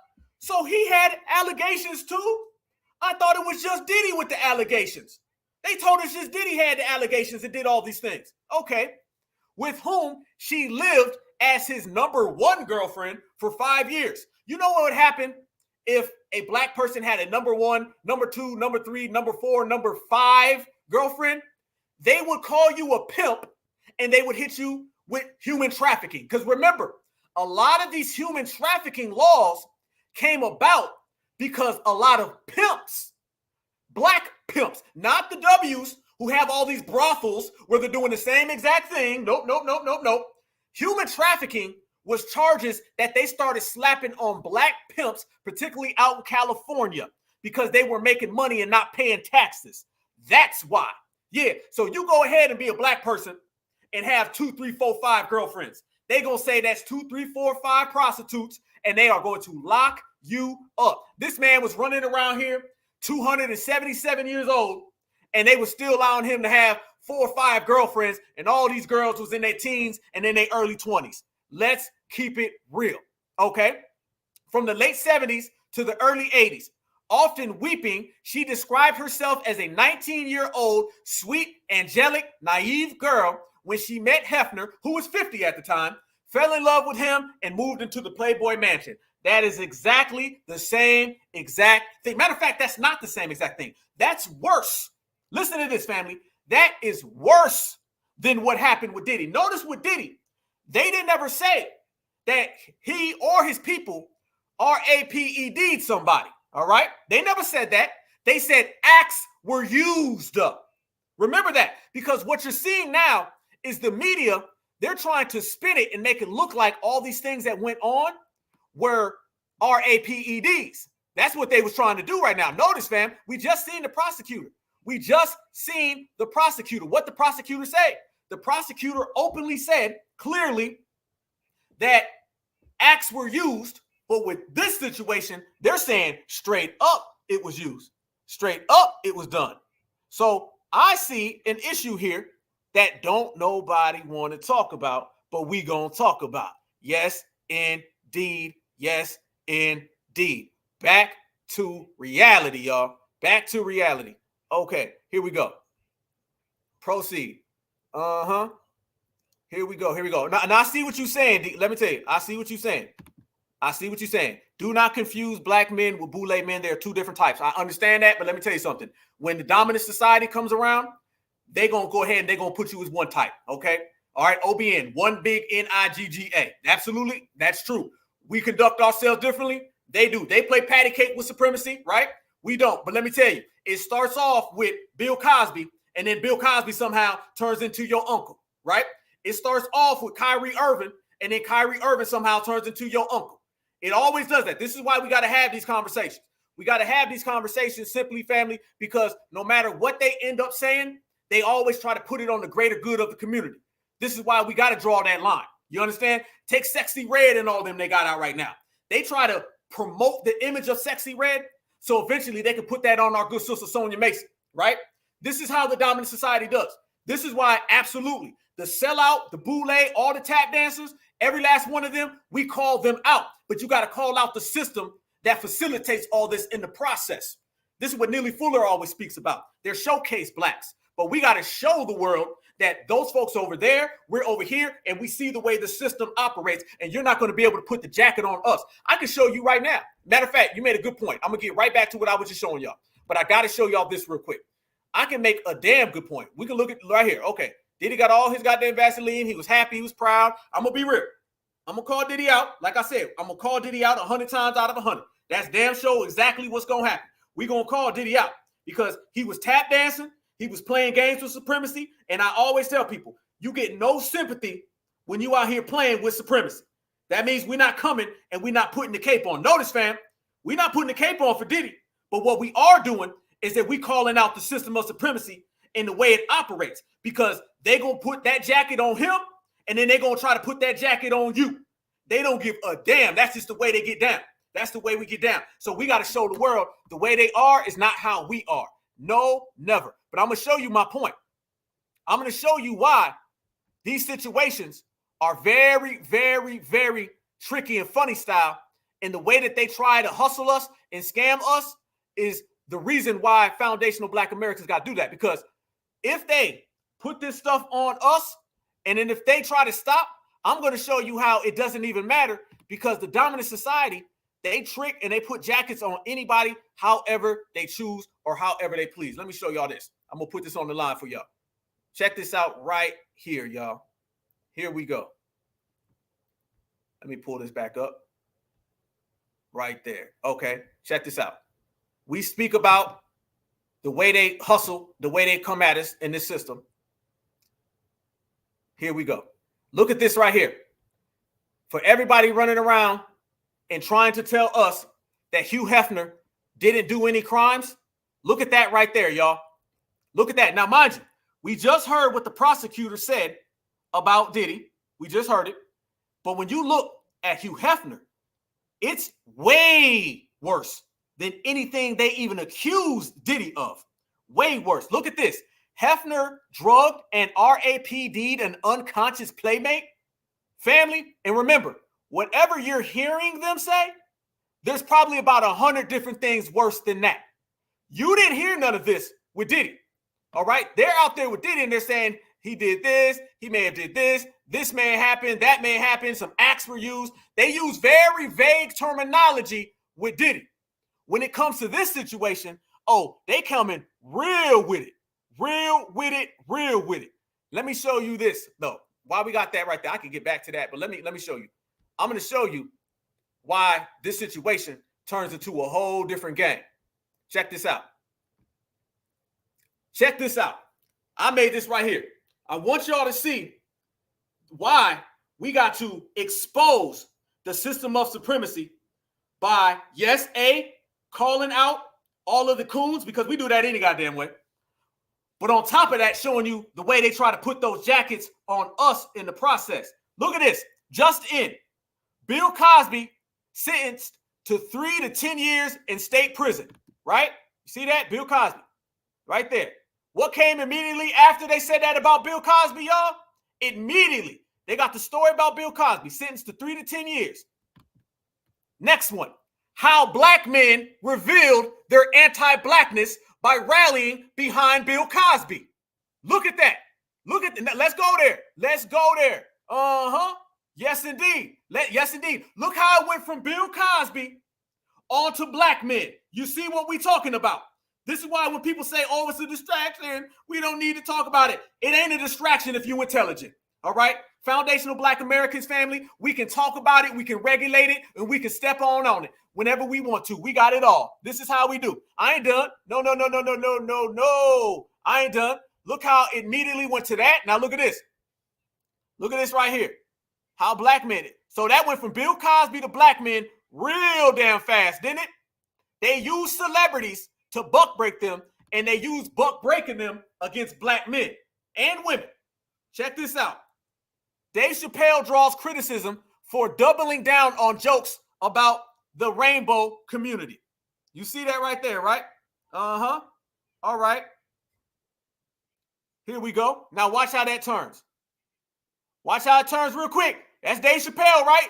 The millionaire celebrity? Okay. Then right after they get on the millionaire celebrity, next thing you know, you see this. Dave Chappelle, the closer Netflix special is no laughing matter to LGBT people like me. The comedian right here, they on to him. They calling him out. They said, Dave Chappelle, why'd you do this? This is when he made that joke or whatever, and they was on him. They was mad. Now look what you see after that. The black community's love for homophobia. You see? You see, family? Immediately, it switched, didn't it? It switched. It switched real fast. Hold on. We got a troll in here. Y'all let me know. Is there a troll? If there is a troll, yes, there is. Okay, it's all Gucci. Hold on real quick. Okay, proceed. If there's a troll, y'all let me know. Let me know if there's a troll. We're going to handle that. We're going to handle that. So proceed, family. You see right there. Look how quick that switched. Look how quick they flipped that up. What's the name of the troll, y'all? Y'all let me know the name of the troll. We're going to handle that real quick. So, yeah. We're going to keep it going. We're going to keep it going. Okay, that's the troll.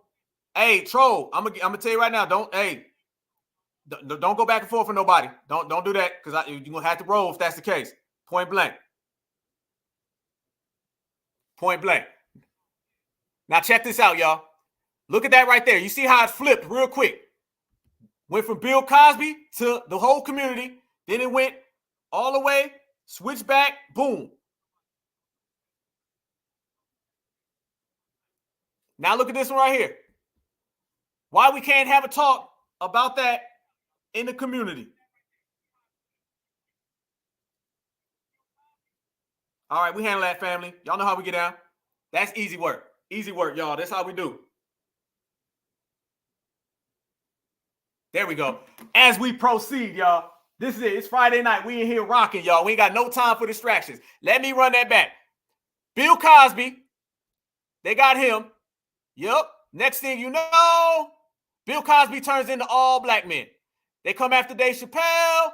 Then the next thing you know, they talking about the whole goddamn black community. We're not done. Watch this. Watch how we put this all together. Proceed. Now we talking about, can we have a talk in the community? Let's have a talk. We need to have one big talk. If we have a talk in the community, we'll be all better. The talk has to be made. This is what they do. Look at this. Kyrie Irving suspended for anti-social media post, right? After that, what ends up happening, y'all? You already know what comes next. Are they about to put it on the whole community next? Is that the next step that they do? The next step is they put it all on the community, right? There you go. African Americans' hypocrisy and cancel culture of black anti-you-know-what.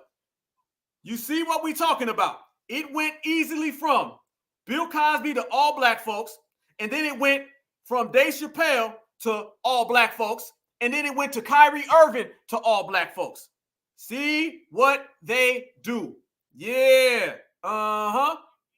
This is the way they operate. Then they start going down a whole survey, just calling out the community. And then look right there. Right there. Look at this with Diddy. Breaking news. Diddy was seen on video assaulting Cassie. All right. Now watch this. Watch this. Watch this. Hold on real quick. There we go.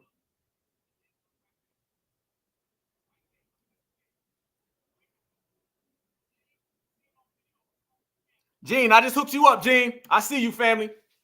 I hooked you up, Gene. Go ahead. Hey, do what you do on them folks, brother. I got you, Gene. Okay, look. They go to Diddy. Next thing you know, black men like Diddy need to be banished. Okay? This is what was happening, y'all. They went to black man right after Diddy. Check this one out.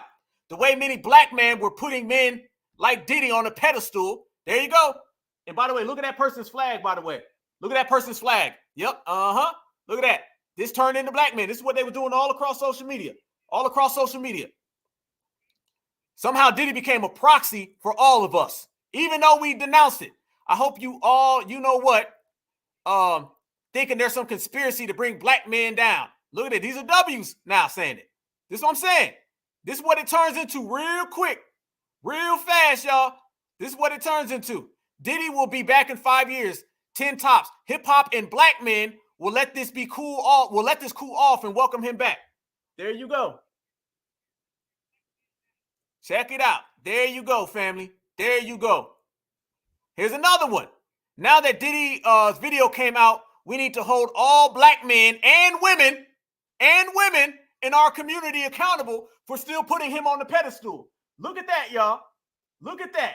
Look at that. You see how easy that goes. Look how that turned. That turned now easy. They throwing the women. I'm telling you, go hand in hand. There's no black men and black women, okay? It's the black community. It's the black certified black society, foundational black American family tree. That's what it's about, y'all. That's what it's about. Look how they trying to spin it, y'all. You see what they doing? They now listen to this person right here saying we need to hold the black men and women accountable. They don't ever do. Where were they holding accountable Hugh Hefner or Charlie Sheen or all those people y'all just named? Did they hold Epstein? They still debating about Epstein. Okay? How come it turns into all of us that quick? Mind you, family, this is what we talking about. Proceed. Proceed furthermore. This is what they did. They said black men and women. They said black men and women put him on the pedestal. Right here. Sean Diddy is making us black men look bad. Speak for yourself, homeboy. Speak for yourself. That's that. No. That ain't us. That ain't us. Never have, never will be. Right there. Look at this one. Will black media finally chastise Diddy for his sinister ways? Now it's the media. So family, that's black men, black women, black media. So they're all putting us on Diddy. That's what Diddy did. Let's be real. Black folks don't rock with Diddy. Diddy ain't been able to come around us for years. Where do they think? Hold on. Hold. No. I need to see y'all face. Where do they think Diddy got some type of like pass with us? Where have we been putting Diddy on any type of pedestal? Somebody let me know. Diddy has not been rocked with by us for the longest. Diddy, most black folks feel had something to do with Tupac. Most black folks feel he had something to do with Biggie, not to mention the bad boy curse, not to mention Kim Porter, that he played that beautiful black woman, and he was parading around J-Lo and all these other PLC women. We can get to that for a minute. We ain't never rocked with Diddy like that. By no means have we been putting Diddy on some pedestal. Let's be real. He's been a running joke in our community. We be clowning this guy. Brother Love, Zest, Baby Oil. When all this stuff comes out now, the dominant society is looking like, well, man, we don't know what's been happening. We sitting back looking like, what you mean? We've been calling this man out for years. The Diddy parties, black Americans been calling out them Diddy parties. All that tap dance, all that zesty behavior, we've been calling out. Y'all see what 50 Cent be saying about this guy. Nobody's been running around here thinking Diddy is solid, thinking Diddy's just like real G. Nobody thinks that stuff. He's been tap dancing with W's for years. And everybody that's been associated with him, something bad happened. Do we got to go to the bad boy curse, y'all? Do we got to go to the bad boy curse? The fact this man turned Mace into a Christian pastor. He turned Shine into an Orthodox Jew. He turned Loon into a damn, like a Islamic dude with a full beard on Al Jazeera. Nobody's been rocking at all with Diddy, by no means. So the fact that they take Bill Cosby and they charge him, and then they put that on all black men. Let's run it back. Hold on. Let's go there. I could go all the way down that. Trust me, fam, there's more. They take Bill Cosby, they charge him, then they put that on all black men. They have some accusation about some type of phobia on Dave Chappelle, then they put that on all black men. And then Kyrie Irving makes a tweet and didn't really do nothing wrong, and then they put that on all black men. Diddy comes out, and next thing you know, it turns into all black men. Everything that the dominant society does to a celebrity, they use them as proxies for our whole community. Now, if a W celebrity, you name them, Vince McMahon, you seen them putting that on Vince McMahon, on the whole W community? Vince McMahon, go read, if you get the chance, go read Vince McMahon's allegations. And be honest with you, a lot of them ain't even allegations. They've been hard confirmed, right? And by the way, this is all brand new. Have you seen them take what happened to Vince McMahon and put it on the whole W community? No, you have not. Have you seen Jerry Lee Lewis, Elvis, all these guys be put on them? They keep them as individuals. With us, they put us on the collective. This is how they do. It's the game to be played. Game to be played. That's why we make sure these celebrities, they are not speaking for us. I don't give a damn if it's a political pundit, if it's an athlete, if it's an entertainer, because whatever they do to them, they're going to try to do to all of us. Now, Vince McMahon could literally do all types of terrible things to 30 women. They're not going to put it on Vince McMahon, or Vince McMahon's sins on the community. It's just not going to happen. That's just not what they do. That's not what they do. So when people say, man, we don't need to watch what they do to Diddy, you goddamn right we do. You damn right we do. Hell yeah. And we need to be sitting right here and letting them know, hey, that's that man. There's something we say around my way. That man, TTM, okay? That man. You let that man do whatever he doing. They ain't got nothing to do with us. Diddy don't speak for me. He don't represent me. The same way Kamala Harris ain't black, Barack Obama ain't black. They don't speak for us politically. Diddy, he don't never speak for black Americans. No, the hell he does not. And they stay trying to do that. That's your leader, right? Huh? And it'd be a lot of black folks that be out there falling for that game. This is why us certifieds, we ain't been on that type of time by no means. No means. We stay separate completely across the board. We make it clear that whatever them folks is doing over there, that's what them folks is doing. Y'all can go ahead and have that. So he's out here being buck broken, and that's his problem. That's his problem. He's being buck broken, and we're going to go ahead and allow that to happen over there. And it ain't got nothing to do with us over here. And we're going to mind our own foundational black American business. While we out here talking about reparations, they out here having free calls, family. We are not the same. We are not the same. We out here getting tangibles, all right? We really out here pushing the line for the lineage, heritage, and culture. They out there with baby oil, all right? Tangibles and baby oil are not the same. Not at all, all right? Reparations and baby powder are not the same. Not at all. Your average, everyday, foundational black American and P-Diddy, Puff Daddy, Brother Love are not the same. And we refuse to wear that jacket. Not putting that jacket on us, y'all. Nope. So this is what they're doing to this man. Look what's been coming down on this guy. This is what's been happening. Ever since this popped off, Sean Diddy Combs temporarily, whoa, freeze. There you go. Sean Diddy Combs temporarily steps down as chairman of Revolt. Yep. Yeah, absolutely. I like how you said that. Not like us. Not like us. Absolutely. Hold on, let me make that bit for y'all. Appreciate who just text messaged me too. I appreciate that. Look at that right there, y'all. Diddy Combs sells majority stake in Revolt. Look at that. Then he ended up selling it. Boom. Sean Diddy Combs was once hip-hop's wealthiest mogul. How's business empire has unraveled amidst trafficking charges. Yep. Yeah, Brother Love. Man, you don't get out of here with some Brother Love. Black folks aren't rocking with that. Sean Diddy Combs was once hip-hop's wealthiest mogul. How his business empire unraveled. Okay. On the big screen. Sean Combs' net worth tumbles in 2024 amid legal controversies. Proceed. Ain't done. Now, this is what I want to talk about. Suge Knight warns Diddy, life's in danger during jailhouse call. They gonna get you if they can. Now, let's get to the real. Now, let's talk about it. Family, what's really, really going down? Hey, Brother Sage, fam, hey, throw something in the chat. I can't find you, Sage. It's my good brother right there. Certified salute. Shout me out in the chat, Sage. I'll pull you on up, brother. Appreciate that, brother. Now, this is what I want to talk about, y'all. Let's get real. I want to ask this to the family. This is what I really want to ask. This is like the $1 million thing I've been wanting to talk to the whole family about for the last few days. Let me stop this right here so we can cook. What's next, y'all? Let me ask you guys. What's next with this situation? We watching it all play out. I need y'all to tell me what's next. Because the way I'm looking at this situation, here we go. Hold on one second. There we go. Boom. There we go, Sage. I see you, brother. All right. What's next? What's the next step in this situation? I want you to think. I want you to think about Michael Jackson. I want you to think about Prince. I want you to think about Whitney Houston, Don Cornelius. I want you to think, y'all, what's the next step on this situation? What's really going to go on? I want to really go there. He going to sing? Okay. Will they allow him to sing? Are they even concerned with him singing? Is this about him singing and telling? Do they even want those people? This is really what we're going to have to chop it up. I see, Robert, I see where you're going with this. And I think we on the same page.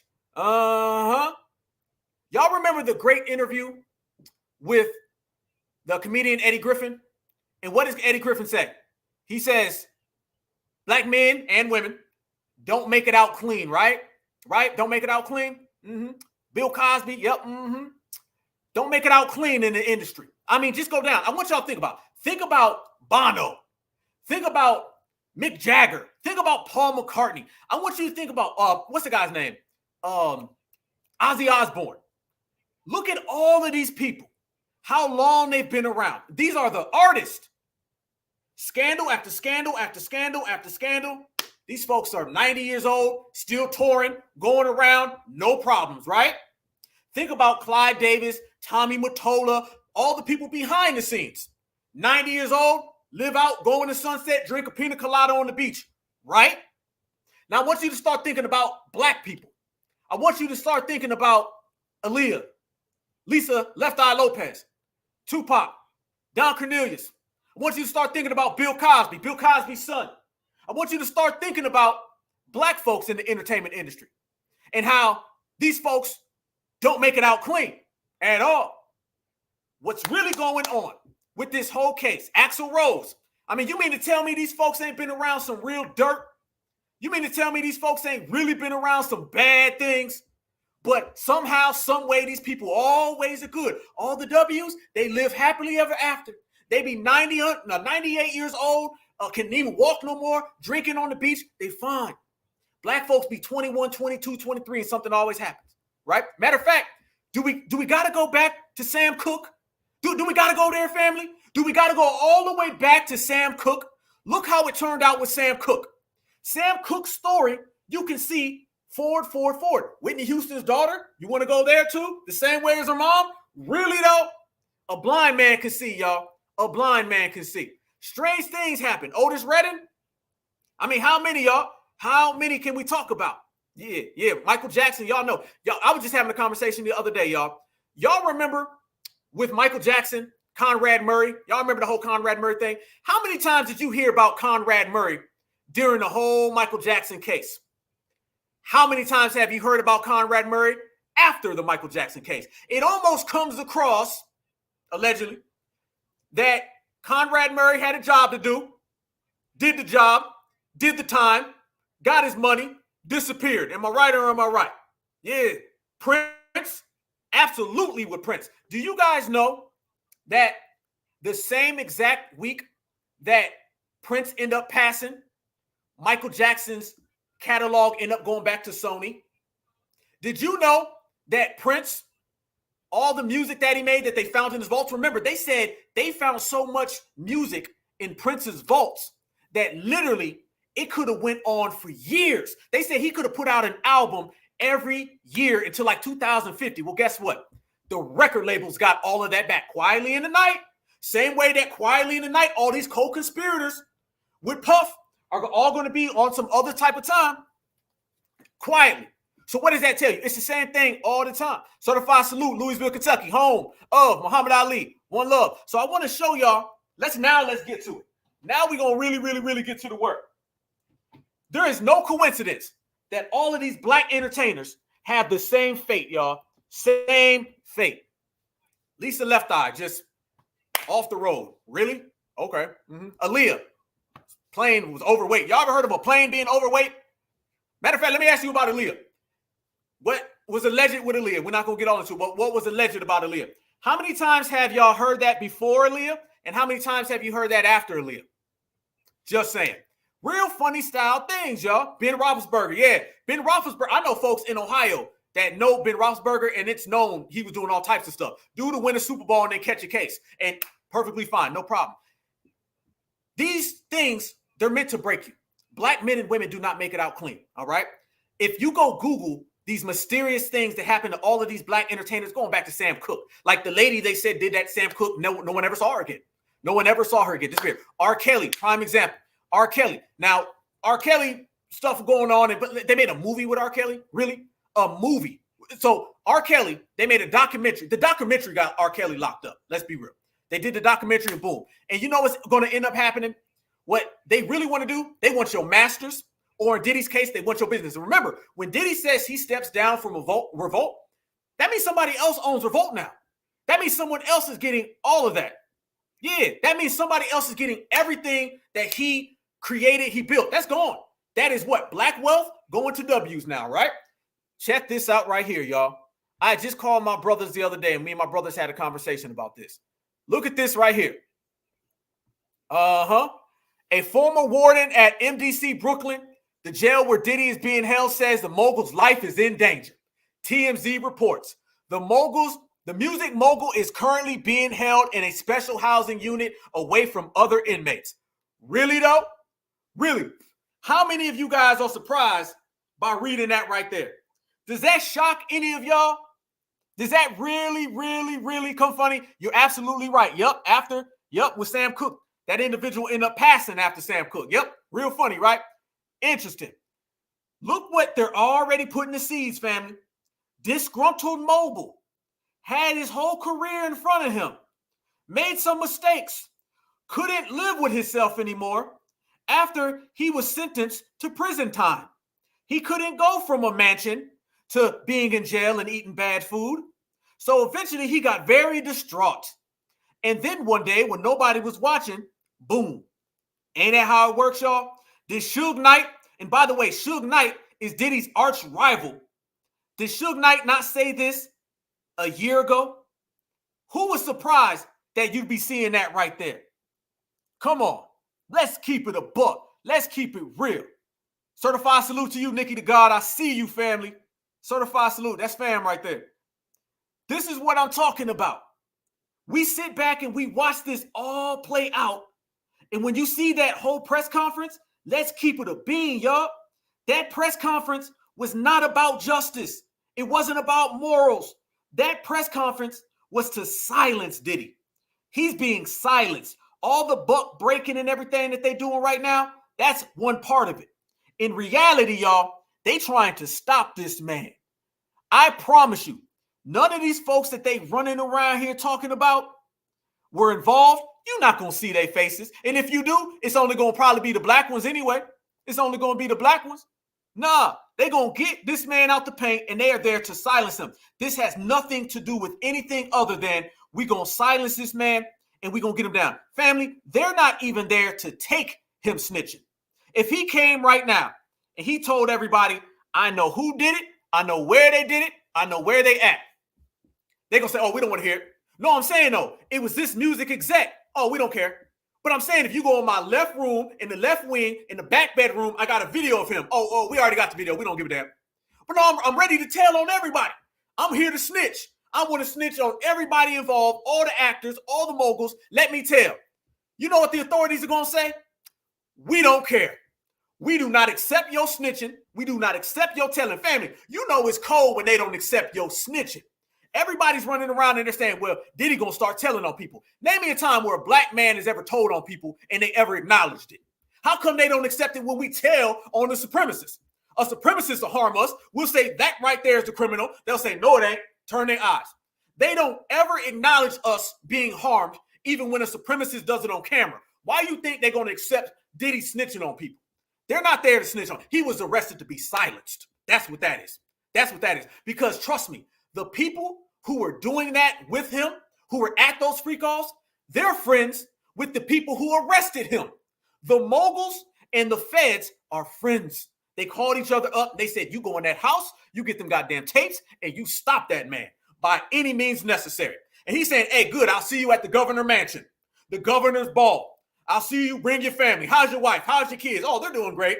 Yeah, they're sitting here. They got some Brussels sprouts and everything. Just make sure you get them tapes from Diddy. They didn't go there to get the tapes so they can use Puff to arrest other people. They went there to get the tapes to stop Puff from snitching on those other people publicly. He could tell publicly what he should have did. Puff should have threw a press conference. He should have threw a press conference himself and told on every goddamn body. Because publicly, people will hear you. Privately, you know, like being in prison. Oh, they ain't listening? No. It's a wrap. It's a wrap. And family, look what's already coming out. As if what we just showed wasn't bad enough. Look what they got out there right now. Oh, the dominant society does not play games, y'all. They do not play games, and they do not allow black criminals to snitch on powerful W's. Ain't happening. Look at that right there. Sean Diddy Combs placed on suicide watch while waiting trial, but mental state unclear. Mental state unclear? What you mean his mental state is unclear? What is that? I'm telling you, everything about this case is vague, fam. Everything about this case is vague. You're not seeing anything line up. It's like, oh, he's got some people he did it with. Who are they? We arrested a couple people. Where'd they go? Well, he had co-conspirators and people who facilitated it. Show us. What's their name? Oh, he's on suicide watch, but it's unclear his mental state. Why is it unclear? How come they're not being open? Everything about this is funny. Rest in peace to the great Paul Mooney. Paul Mooney said it best. He said, you know, it's a fix whenever it's sketchy. When it's real, it's straight to the point. You understand it. When it ain't real, then it's all of a sudden unclear. We not sure what's going on. They're already sowing everything. They put the seeds in the dirt, y'all. Same thing they did with that other guy, Epstein's. Y'all know what happens. And next thing you know, gone. Perfect alibi. So hopefully that doesn't play out that way. Much respect to Diddy. I hope that don't go down that way. But when you dance with supremacy, bad things happen. Look at this, family. They're putting out these videos right here. They're putting out these videos just to show everybody, oh, look what happened to him. Look what's going on with him. Look at this, y'all. This was today. TMZ just put this out. This was him being walked into the jail. They know all these things. Remember, y'all, the damn prosecutor said we got all these people, right? However, you only see one guy getting arrested and walked in the goddamn building. There you go. That's footage of him. Yes, just dropped today, just a few hours ago. Look at that footage. That's that man. That man right there, y'all. Making sure they get him out the paint. Making sure they parade him around. They'll be showing those videos saying, look how distraught he looked. You could just tell something was going on in his mind. He's so disturbed right now. We have to keep an eye on him. You guys all make sure that we're down and we got a clear thought process on him. They did the same thing to Prince. They did the same exact thing to Prince. If y'all remember with Prince, they said Prince was a drug addict. And Prince's family came out and said, this man don't even drink soda. This man don't even eat sugar. And they portrayed him as some type of actual addict? Really? Look at that, y'all. Putting out the videos already. Already putting out the videos, family. Already planting the seeds. Already got everybody thinking something's coming up next. Yes, they do. And they got folks running around here saying all types of things. Check this right here. You can't tell me, y'all. These folks, look at this man being extra dramatic, right? Watch this man being extra dramatic. It's almost like they know what they're going to try to say. So they're trying to get in front of it ahead of time. Watch carefully, you guys. By the way, fair use, fair use, fair use. This is about teaching, scholarship, research, news reporting, fair use. You guys tell me, and I'm asking this to y'all, certified family, are y'all almost seeing like the news, the prosecutor, the DA, aren't they acting like they kind of know something? Aren't they acting as if they got a plan already and they're just planting the seeds and they're all on a secret page? Real mysterious. Watch this. Been denied bail for a second time after being arrested by Homeland Security agents this week. He's been charged with sex trafficking, kidnapping, bribery, and a lot more. On this show, we discussed his deviant sex parties in which he coerced women into engaging in days-long public sex displays with male prostitutes.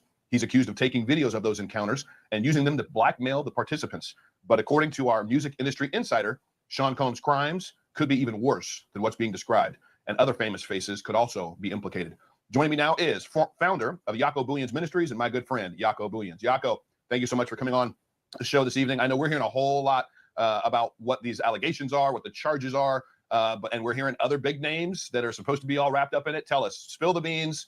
Nothing's off limits, brother. What's going on? Who else is going to be implicated? Who's already implicated in the charges? Who else do you think is going to come up out of this? And do you think Sean Combs is actually going to face jail time? And do you think he's going to survive his time in prison?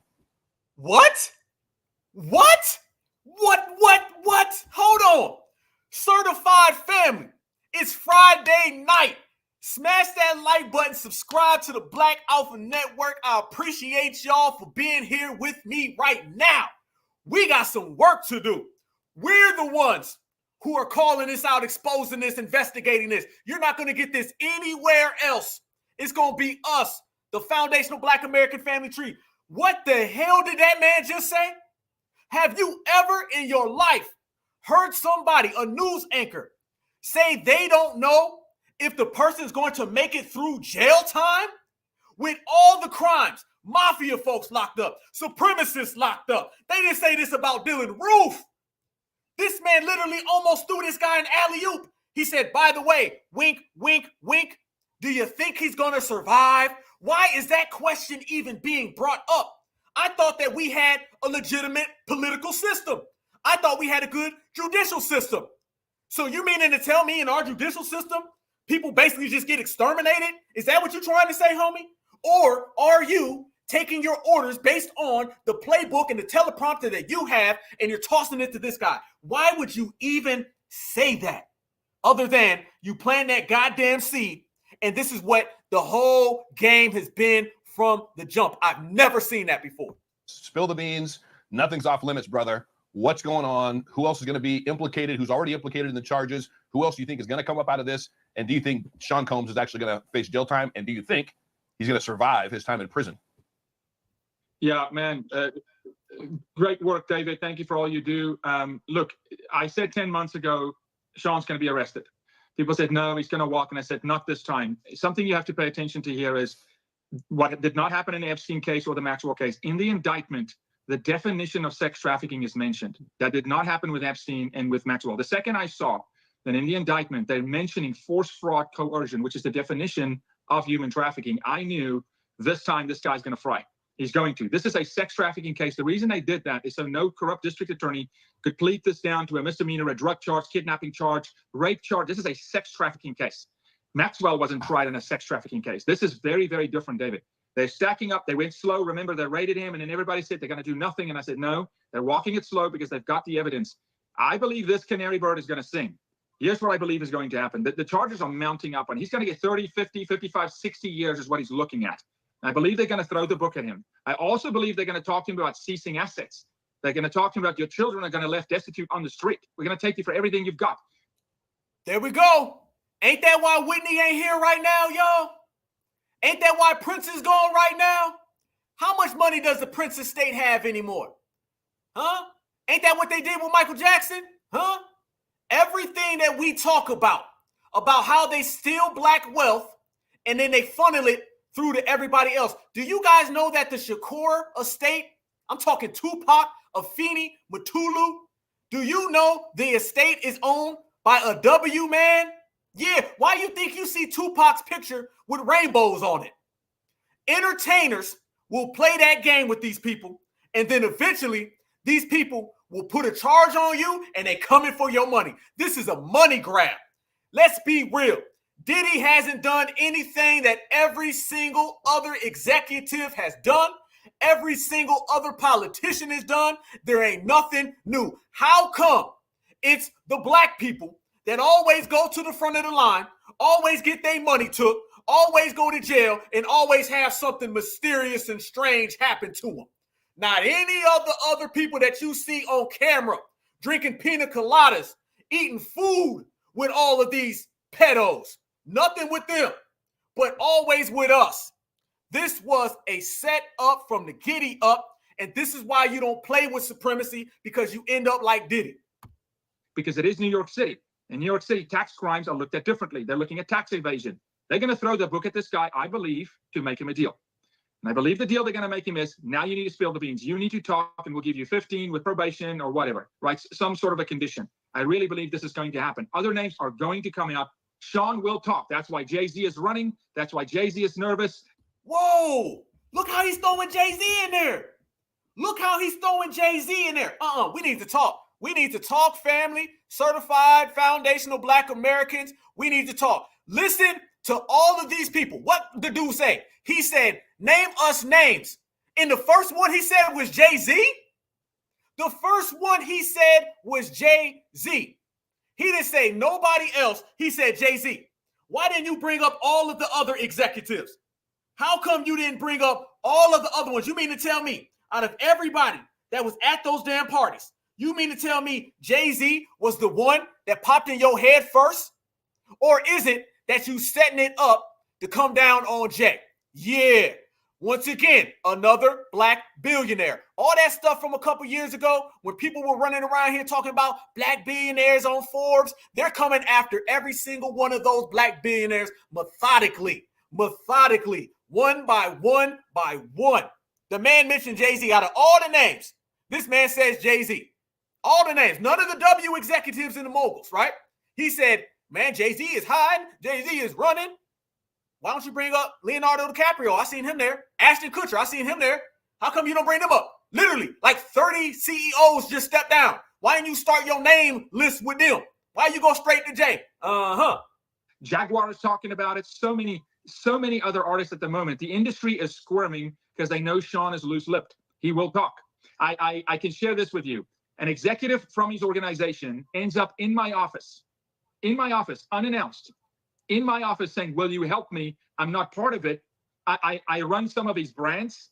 This guy's got tequila brands. He's got a ton of stuff. One of his executives ends up in my office. I said, how did you get in my office? He said, I'm here. You've got to help me. I said, no, we're going to come after you. Stop. Family, notice. I want y'all to notice. Look what he just did right there. Why did he just say that person's name, though? Notice that, right? Notice when he's talking about Jay-Z, he said Jay-Z by name, right? He said Jay-Z is running. He said Jay-Z's name. But then when he started talking about that individual right there, he says somebody came in here. Notice how he's protecting that individual right there? Notice how he just protected that person. He said Jay-Z's name, right? He said Jay-Z is running. He's hiding. He's scared. Beyonce, all that. But the person he just said right there, then he started talking about secrecy. Then he got real hush-hush and quiet. He didn't want to put that person's name. That just became anonymous person. I promise you, that person he named that just went into his office, that anonymous person, I guarantee you that was a W. So he's caping for the W's. He's hiding all of them the same way this investigation is hiding for all of them. Look at the example, y'all.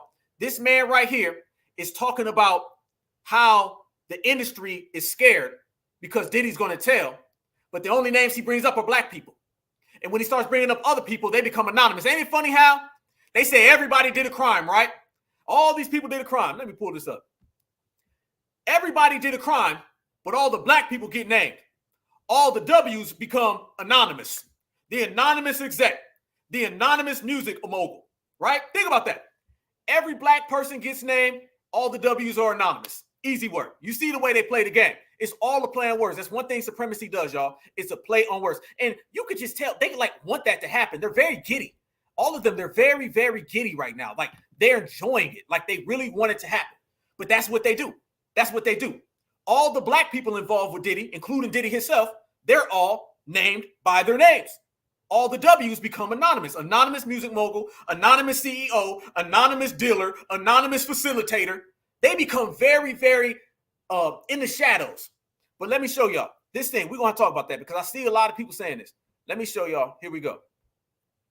This has been out there today. Everybody's been seeing this. Everybody's been seeing this. After Diddy, everybody knows it's just a matter of time. And they put Jay-Z and Beyonce.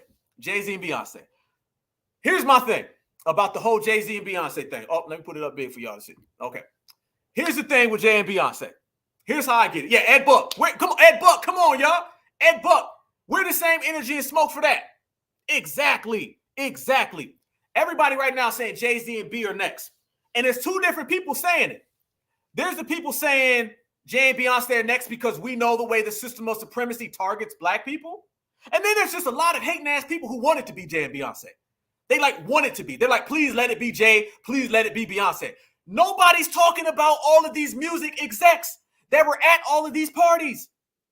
How come nobody's talking about anybody who's a W? All the W's at these parties, nobody's saying they're next. Remember, every W is anonymous in these situations. But out of nowhere, it becomes Jay and Beyonce. Jay and Beyonce. This thing that a lot of folks are doing, they really. And I heard our brother Tariq said the person who posted that was a tether. You know what I'm saying? The person who tweeted this is a non-FBA tether. I keep telling people these jealous tethers sit up here praying for the downfall of prominent foundational black Americans. Oh, goodness. Never mind. Hold on, y'all. I'm sorry. I'm late. I'm sorry, y'all. Give me 1 second. Let me go ahead and do right by y'all. I'm sorry. Here you go.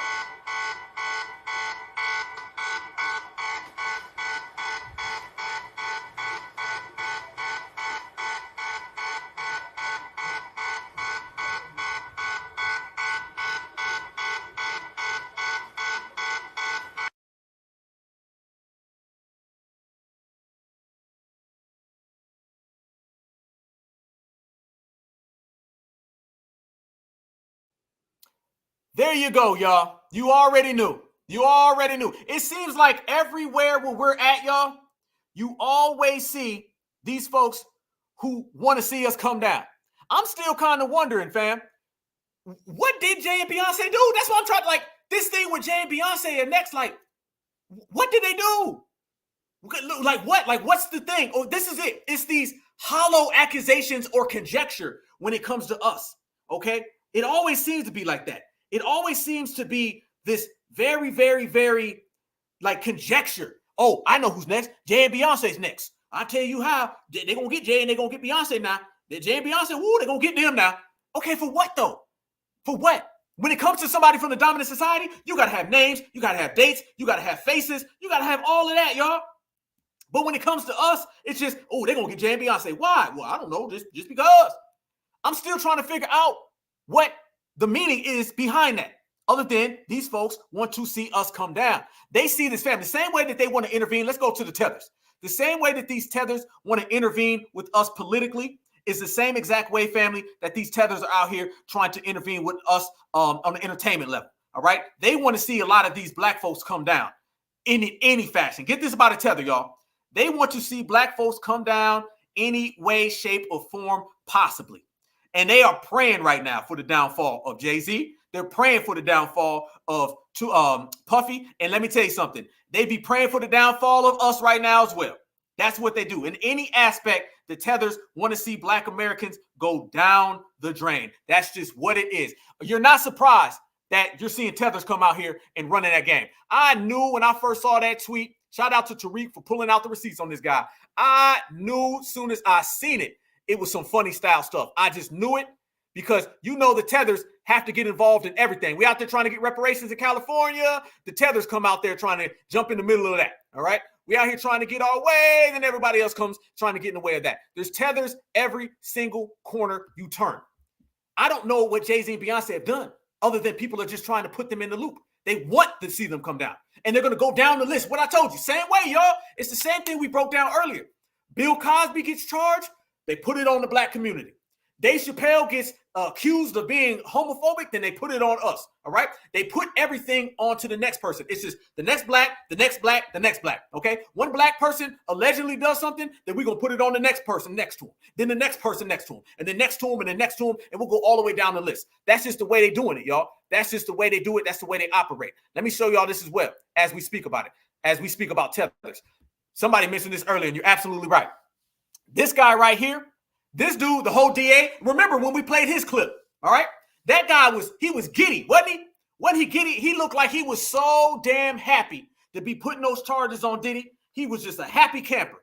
He's the same one right there, y'all. It's the same type of energy with this guy. Same energy. And where's this guy from? I know he's a tether. Tell me where he's from. Y'all get his lineage from me, okay? Because we know, looking at that 5 head, we know damn well non-FBA. But somebody tell me, where's this guy from? Where's he from? I'm questioning the authenticity of this guy ever being one of us. Matter of fact, I'm not questioning it, I'm confirming it. We know he's not. That guy is nowhere near a foundational Black American. So look, and this is the guy leading the investigation. So you got the guy who's leading it. He is a non-FBA. Then you got these people on the internet. They're out there non-FBAs. They're trying to get involved. Come on, y'all. Let's keep it a buck. Let's be real. They're only doing this because they see an opportunity, because they want to be Jay and Beyonce. Let's be real. This man wants to be Jay-Z. Let's be real. This man wants to be Diddy. Let's be real. They want your American citizenship, and they also want to be that famous entertainer, because in their homelands, they can't do it either at all. These folks are non-FBAs out here, and they're playing that game. Let me show y'all some of the things, by the way, too. Check this out. Brothers and sisters was pulling the receipts. All right, this guy, he was recommended by Chuck Schumer. He was nominated by Joe Biden. He worked in Judge Merrick Garland's last clerk in the United States courts. This guy is nowhere near one of us. When we say they not like us, they not like us. They absolutely no facial hair. Yeah, East Africa all day in the building. East Africa waving them damn flags when they see this guy show up. You know damn well, eventually, somehow, the tethers was going to find their way into this conversation. There ain't nothing we can do without them showing up and trying to run some type of game. Nope. But as we sit here and we talk about this, let me show y'all more. How come none of these pictures? How come you don't see these on the internet, fam? You see Jay and Beyonce, but how come ain't nobody talking about that right there, though? No, I'm just saying, though. I'm just asking. How come ain't nobody talking about that? These are the Diddy parties. Let's be real, y'all. You never really seen Black people at Diddy parties like that. You didn't really see Black folks at none of them Diddy parties. Them Diddy parties was all from the dominant society. That's why we wasn't really rocking with this dude. We knew something was weird about a Black guy with champagne and all white, dressed up with a bunch of W's around him. Let's keep it a buck. Let's keep it a buck. Black folks ain't been rocking with Diddy for the longest amount of time. The longest amount of time. Black folks ain't been on this dude for the longest. Taylor Swift got pictures with him. Why don't you show those? Put those pictures out. Taylor Swift got all types of pictures out there with Diddy. What not? Look at that. Why don't you see them people getting indicted, y'all? You think that them folks were just immune to what was going on? You think them folks wasn't paying no attention to what was really happening? Huh? You think them folks wasn't involved? Now, mind you, these are the same folks that 20 years ago would have been at the Playboy Mansion. And now they was at the damn Diddy freak off, but ain't nobody saying nothing about that. Yeah. Why aren't they saying anything about that, y'all? Because they hide in that clear as day. They're trying to swipe the W presence away from this whole case. They have not shown one damn picture of Diddy next to a W. Not at all. They said, if you got a picture with Diddy, burn it. Get it out of the way. We do not need to see it. We don't want to see it. We need to go ahead and clear up everything. That's really what they've been doing. That's really what they've been doing, y'all. They've been clearing everything that has something to do with him. They don't want to show you no pictures with him. They'll show you all the pictures with all these other people from all these other communities. They'll show you him hanging out with some two-bit rappers. Notice that, y'all? It'd be a rapper ain't nobody heard of. You ain't never heard of some of these rappers. And these rappers be out there, oh, he was hanging out with Diddy. Him and Diddy are friends. That's what they'll show you, right? But when it comes to all the people from the dominant society, half of those pictures, as we said, was him hanging out with them. With them. That's what the pictures were. Everybody's seen the pictures. But out of nowhere now, people want to act like you ain't seen it. I seen so many pictures with him. Leonardo DiCaprio looked like he was at every goddamn time he was kicking it. Yeah. So people are starting to look at it real funny style. Do y'all know Dr. Kubar Vasquez came out and he had some things. Let me show you. Let's see what Dr. Kubar talking about. Let's see. Dr. Kubar was saying some things too. Let's see what Kubar talking. Dr. Kubar, okay, he just got back from Cuba. Let's see what he got to say. Because a lot of people looking at it funny. Let's watch. Have little, if anything, to do with domestic abuse or pedophilia. His major sex crime federally is he's being accused of transporting women across state lines to engage in sex. What we call prostitution. Not Casey, not the freak-offs, not underage girls. but prostitution. Why am I bringing this up? Because I don't support prostitution either. I do not support men paying for the sugar box. I do not support black women having to sexually exploit their sugar box in order to pay their bills. With that being said, prostitution is the oldest female business on the planet Earth. Prostitution is the oldest female business on the planet Earth. Prostitution is the oldest female business on the planet Earth. It is the sexual trafficking that Sean Puffy Combs is being accused of. Not domestic abuse, not freak offs, not stomping out Cassie, not engaging in sex with underage women. It is interstate sexual trafficking. That is what we've been saying, family. Kubar actually was right now. There you go. By the way, fair use, YouTube, fair use. That was about teaching, scholarship, research, commentating, and news reporting. Fair use, fair use, fair use. Now notice, y'all, what he's talking about right there. What he's saying is what we've been saying. What they're accusing him of is not what they're saying he did. And what he did is not what they're accusing him of. But you know, when you play with Supremacy and you dance with Supremacy and you get baby oil with Supremacy and you get a whole bunch of baby powder with Supremacy, the people that used to be your friends and the folks that you was out here cuddled up next to, they start turning on you. Yeah, they do. Did y'all see Cassie living her best life? Tell me, y'all, Cassie, all the people that was throwing on the capes for Cassie and saying, well, Cassie this, Cassie that, you know what I'm saying? Don't get me wrong, the video was foul, but let's be real, y'all. People were really upset at that video because that was not a black woman. If that was a black woman in that video with Diddy, I'm going to say it, okay? I'm going to keep it 100. If that was a black woman in that video with Diddy, people be making excuses. They'd be like, well, you know, we don't know what she did. And let's be real now. What she shouldn't have ran. Maybe she had his things in her bag. Yeah. Half of that caping that people were doing, they were out there saying, well, he shouldn't have did that to that girl. If he would have did that to anybody I know, it would have been trouble. Because they seen Cassie, non-black person, and they put on that non-black person cape. But guess what? All of that tap dancing that he was doing, all that running around that he was doing, it didn't turn out too well because she out here living her best life while he's in prison. She's living her life, y'all.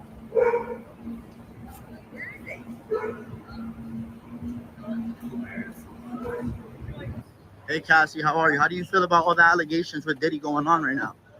Do you feel justice is being served right now? Have a good night. Good to see you, Cassie. Casey, how you doing? How you feeling?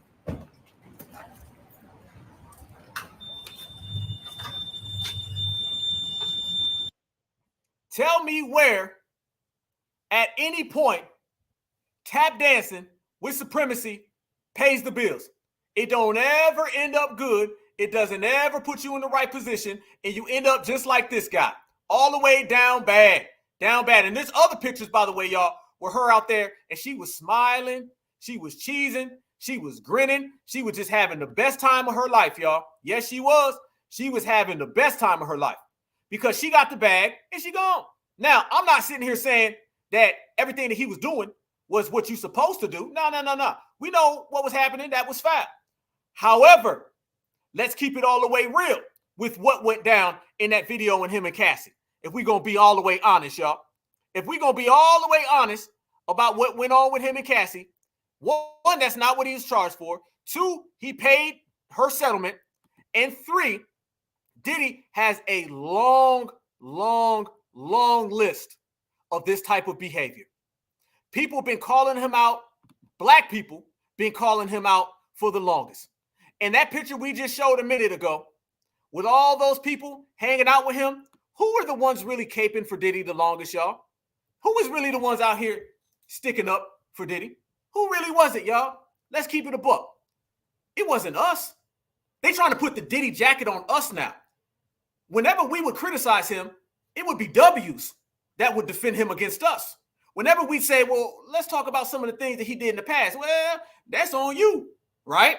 Anytime we bring up things, they say, well, let's talk about that over there, right?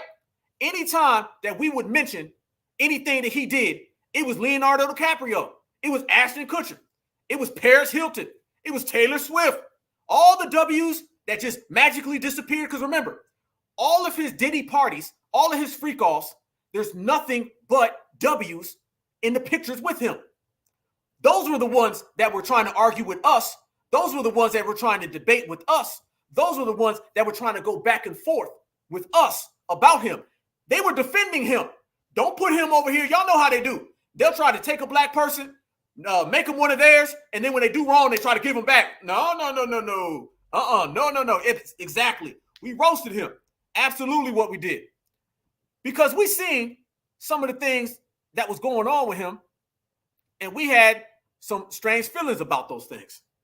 Like the Bad Boy Records curse. Why so many artists signed with Diddy became religious? Yeah, who was saying this? We were. Who was calling that out? We were. Who were the ones really letting the world know that this man has been doing all types of strange things for the longest amount of time? Let's go down the line, fam. Let's go down the line. Look at these pictures right here. Loon became an Orthodox Muslim. Shine became an Orthodox Jew. Mace, in the height of his career, stopped rapping and became a pastor. In the middle of his height of his career, just stopped and he said, I'm going to be a pastor, y'all. That's it. I'm done. I'm done. We were saying for the longest, what made these people stop being with Puff and just leave? That's what we were saying, y'all. We were the ones calling that out. We were the ones saying, damn, some strange things was going on at Bad Boy. What were these folks seeing so damn bad that it ended up turning out this way? Real funny style. So, as we see further, let's look at the way these things kind of turned out. And we see that Bad Boy had a terrible track record. Terrible track record. Craig Mack, he just passed away recently. Craig Mack ended up what? In a goddamn cult. Yep. He somehow became a cult member in Carolina. Really? Mace, as we talked about, became a pastor. By the way, Craig Mack passed away. Shine went to jail because Diddy told on him. Next thing you know, this man was an Orthodox Jew. Look at the pictures, y'all. Look at the pictures. You know, these folks didn't just get into religion a little bit. Diddy had these guys going full into religion. Straight up, when you start becoming Orthodox, like real deep, that means that you were really. What did these folks see on Bad Boy that was so out there? Let me tell you, nobody's going to say it. I'm going to say it. A lot of the things that these people were seeing were not coming from what they seen black people doing. It's from what they seen W's doing. I said it. Loon, this man ended up becoming a Muslim. He's on Al Jazeera. People been seeing it for years, what was going on with Bad Boy. People been saying for years the strange things that were happening. But remember, it was not black folks who were the ones out here caping for him. It was the dominant society. But the thing that really, so remember, y'all, when they try to put Diddy on us and say it's a black person thing, the black community, y'all was sticking up for him. That's the dominant society that was sticking up for him. All of those things we just named right there, Loon, Shine, all of them were things that raised red flags. But let me tell you, when black folks really quit rocking with Diddy, when we quit rocking with him, it wasn't the baby oil or the baby powder. It was that right there. Kim Porter. Let's go there, y'all. Let's go there. When you start talking about Kim Porter, everybody in the black community, a lot of folks have respect for Kim Porter. And we used to always wonder, you out here chasing J-Lo left and right. You making songs about J-Lo. Remember, I need a girl 1. I need a girl 2. I need a girl 3. I need a girl, and another girl. I need a girl in baby oil. I need a girl in baby powder. He was making all them songs about J-Lo who left him, all right, was with Ben Affleck. Think about that. Diddy is still associated with J-Lo, and J-Lo done been married 4 different times to everybody except for Diddy. Left him in the damn wind completely. Absolutely. So when you start seeing that right there, y'all, we were seeing that this woman was a mother of your kids. Don't let them people come at you with Cassie, because let's be real. I heard, and I think a lot of y'all heard, a lot of people were saying that Cassie was laughing and taunting Kim Porter. Yeah, look that up. Look that up right now. You will see it, family.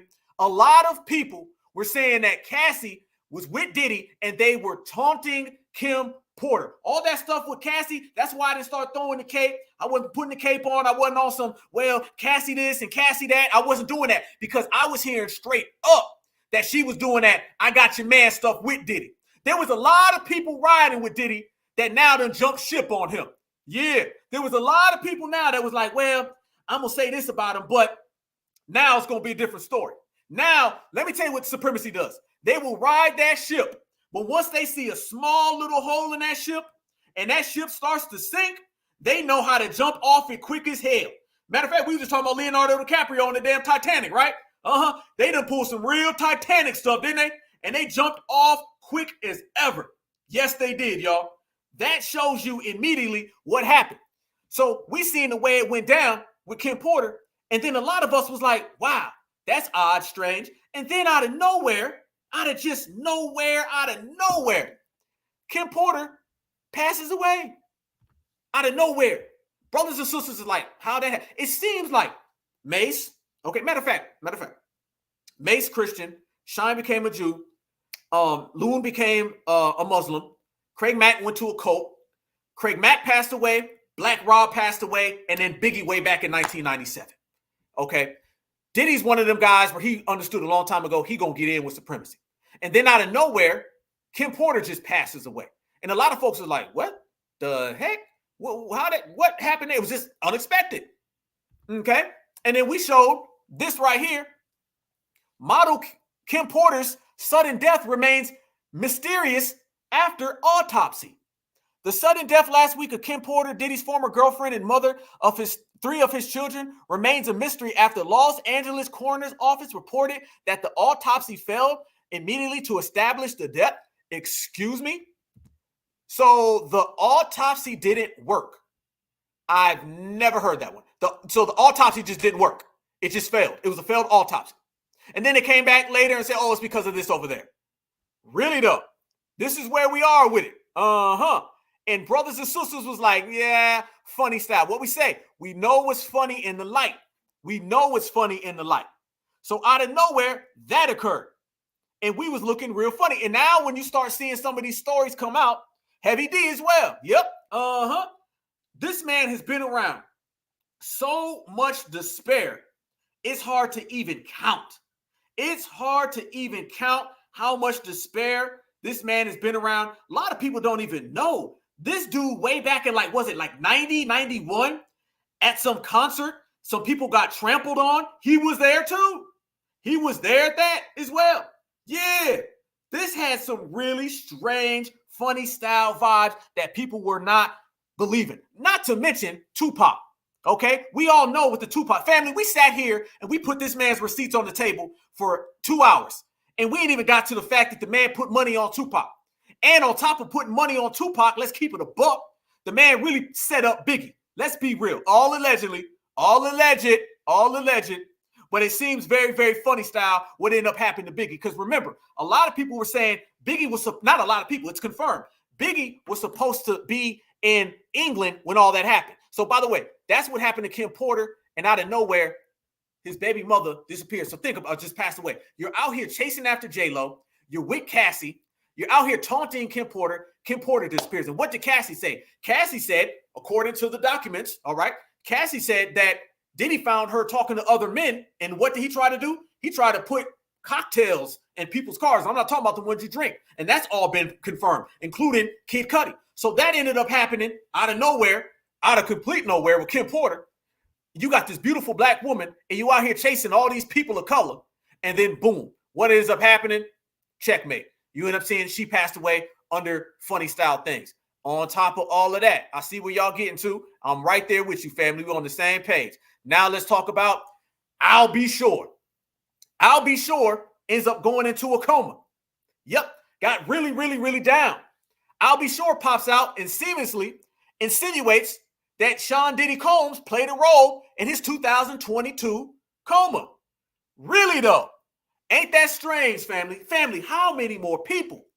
Biggie, Kim Porter, I'll Be Sure, Tupac, Black Rob, Craig Mack, not to mention G-Dep, the rapper G-Dep. G-Dep one day wakes up, y'all, and G-Dep says, I'm just going to go turn myself in for something that happened 30 years ago. What? Who does this, family? And remember, I'm going to keep saying this. I'm going to keep hammering home the point. The things that these people were running from was not things black folks were doing. Half of the stuff that these people were running from, y'all, were things that they were seeing with all those W's that were attending his parties. Let's keep it real. Let's keep it real. Because what they're going to do is they're going to say, well, Diddy's black, so it has to be black folks that were doing all these things. That's funny, because when we look at all the photos, it was a bunch of non-black people that were around him left and right. Yep. All those music execs and music moguls, let's keep it real, y'all. Them music execs and music moguls, them folks was not no dang black people. That wasn't black folks left and right. No. Let's keep it real. All the people that we seen in those pictures, those are W's. You think a bunch of hood black folks is going to a Diddy party? Really? Remember, this industry is an industry where W's control. They control who comes up. Think about it. Don't they control what's on the music, fam? Let's go there. Let's go there. How do you know that the dominant society is behind this Diddy case? It's because the dominant society is behind the whole entertainment industry anyway, especially the music industry.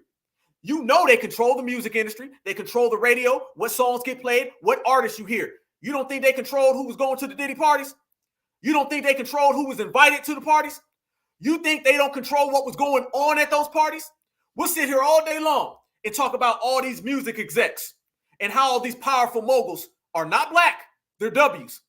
So how come you think all those powerful music execs at these freak-offs weren't all W's? Yeah, you may have had a black person here, a black person there, a black person there, but trust and believe, they were chosen to be there.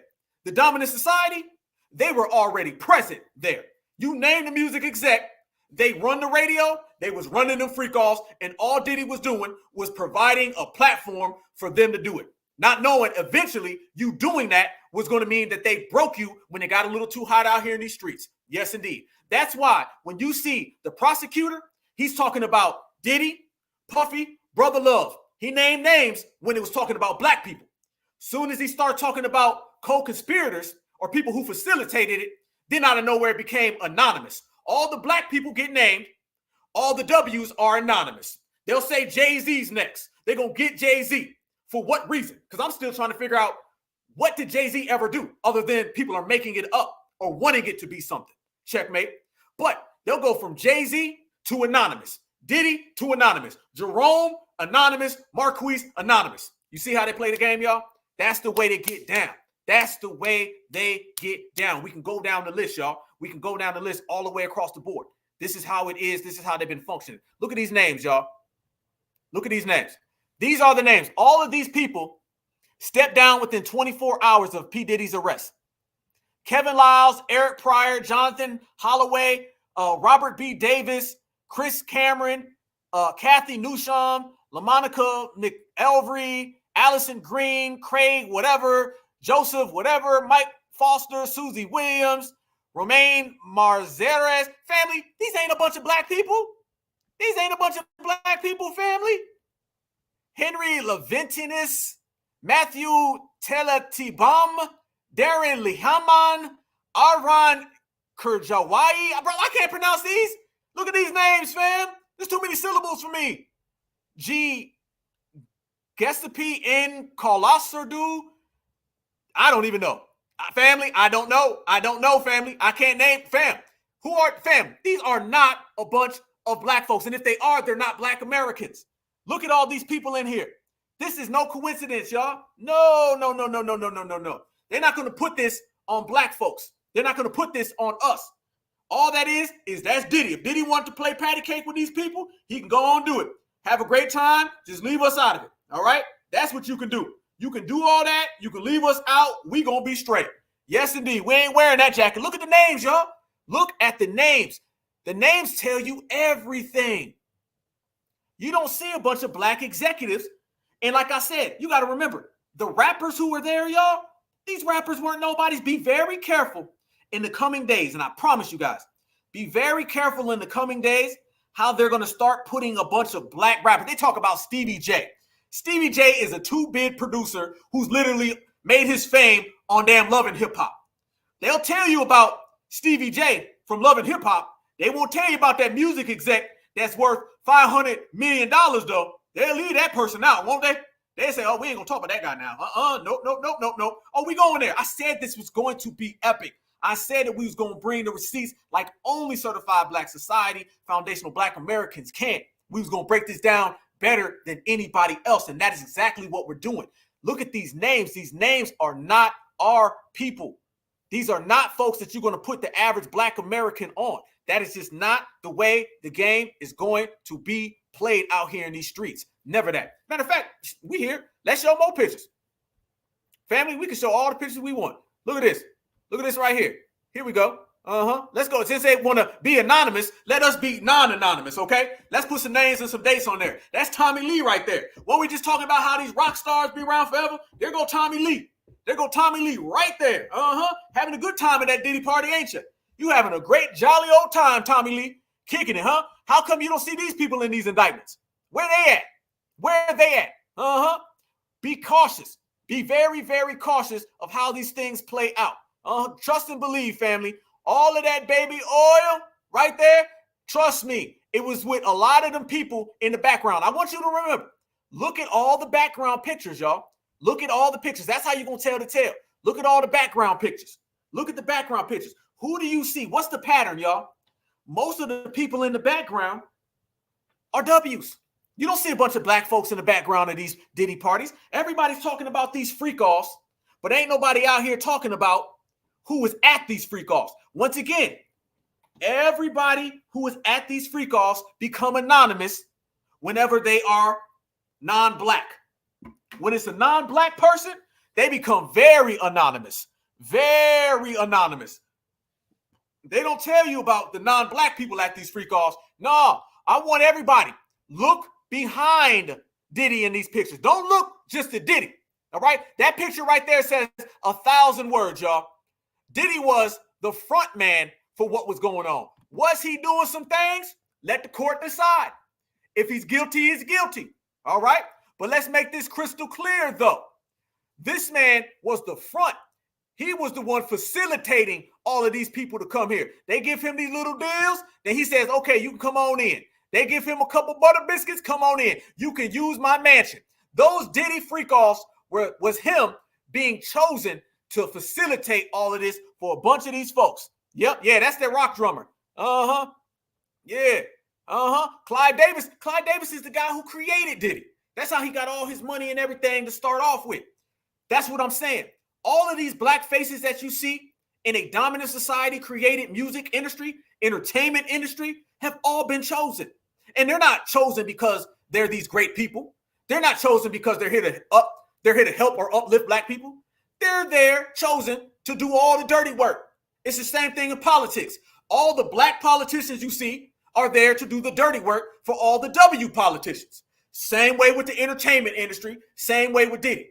They use Diddy so they can have his house, his mansion, whether on the East Coast or the West Coast, so they can do all that dirt. That's why when you look at all the pictures of them freak-offs, look behind Diddy, and it ain't a bunch of black people.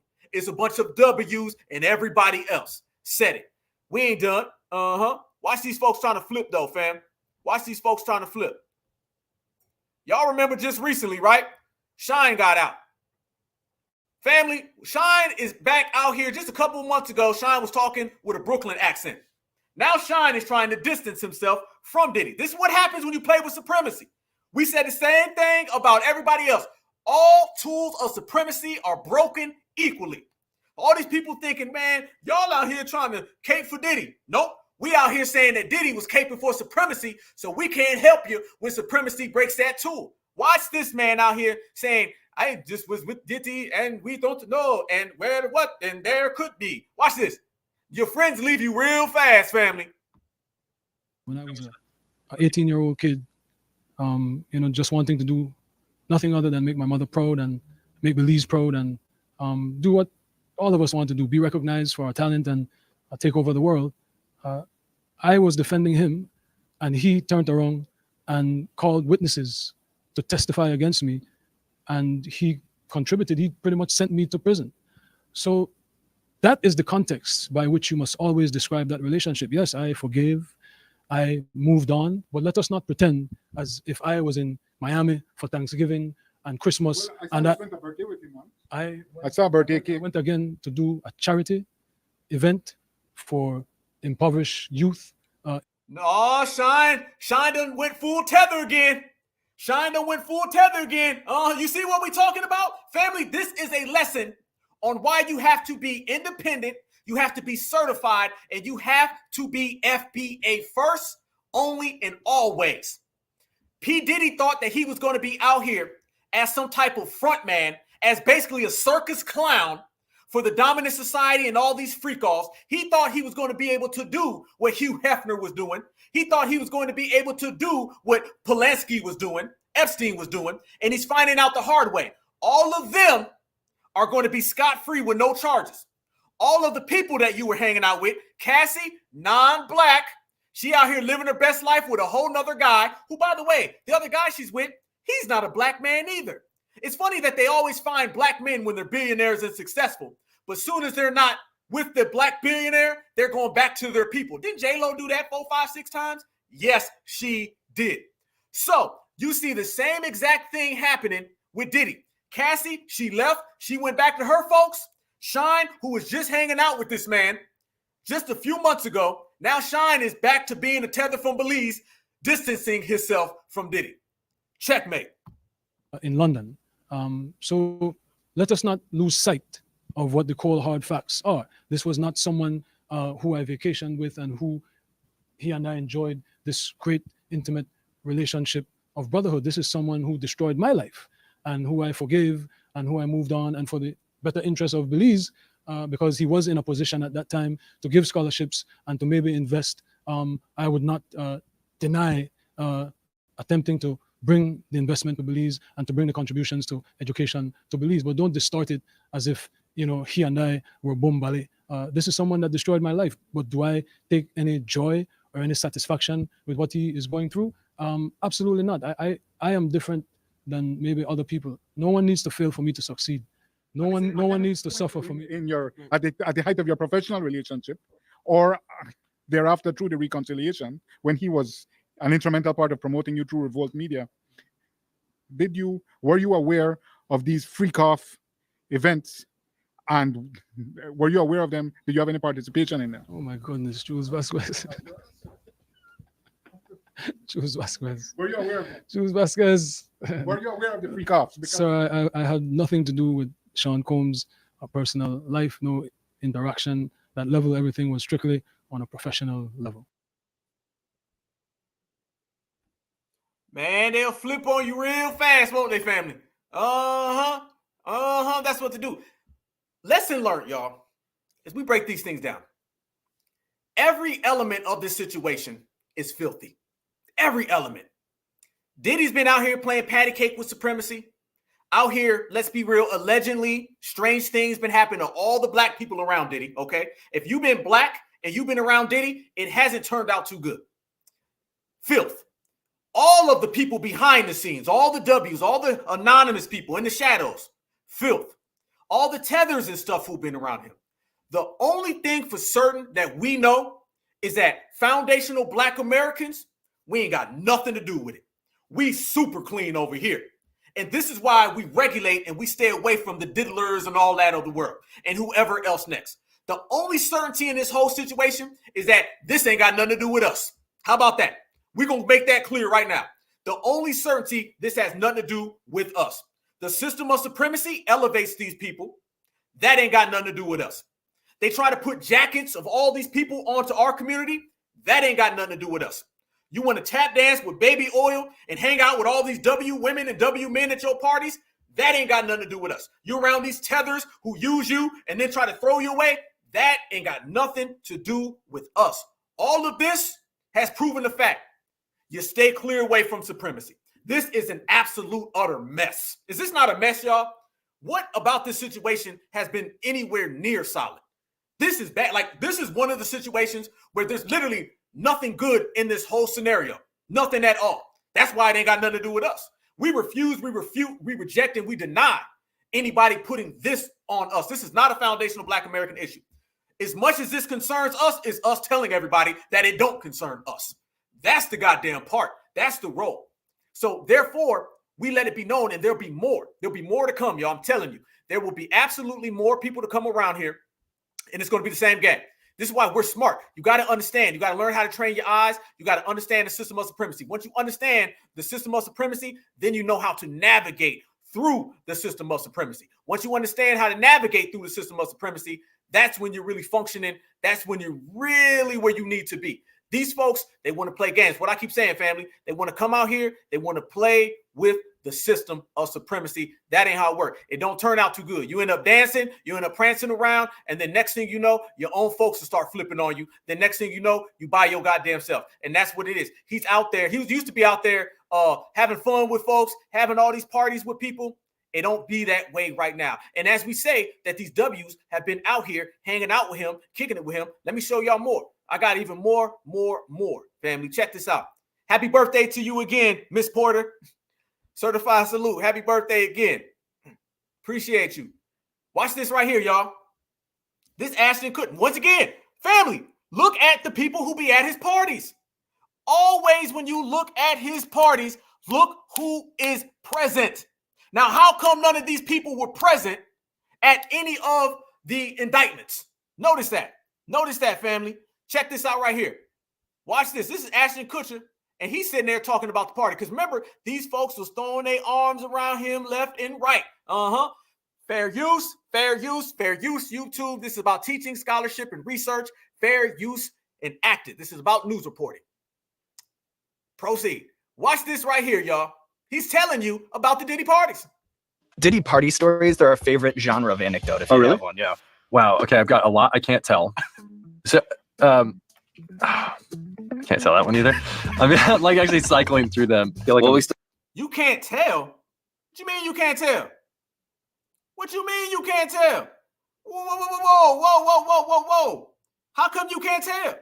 How come you can't, family? It's the same thing we were saying with Hugh Hefner. It's the same exact thing. How come you can't tell? They thought it was funny. Once again, who was out there talking about Diddy parties? It was never Black folks. It was never Black folks out there talking about these Diddy parties.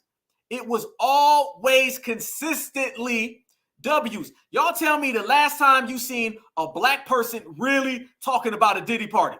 It really wasn't. It was always somebody from the dominant society. They were the ones out here saying, well, that's what it was now. And men parties now, they have fun at the Diddy parties.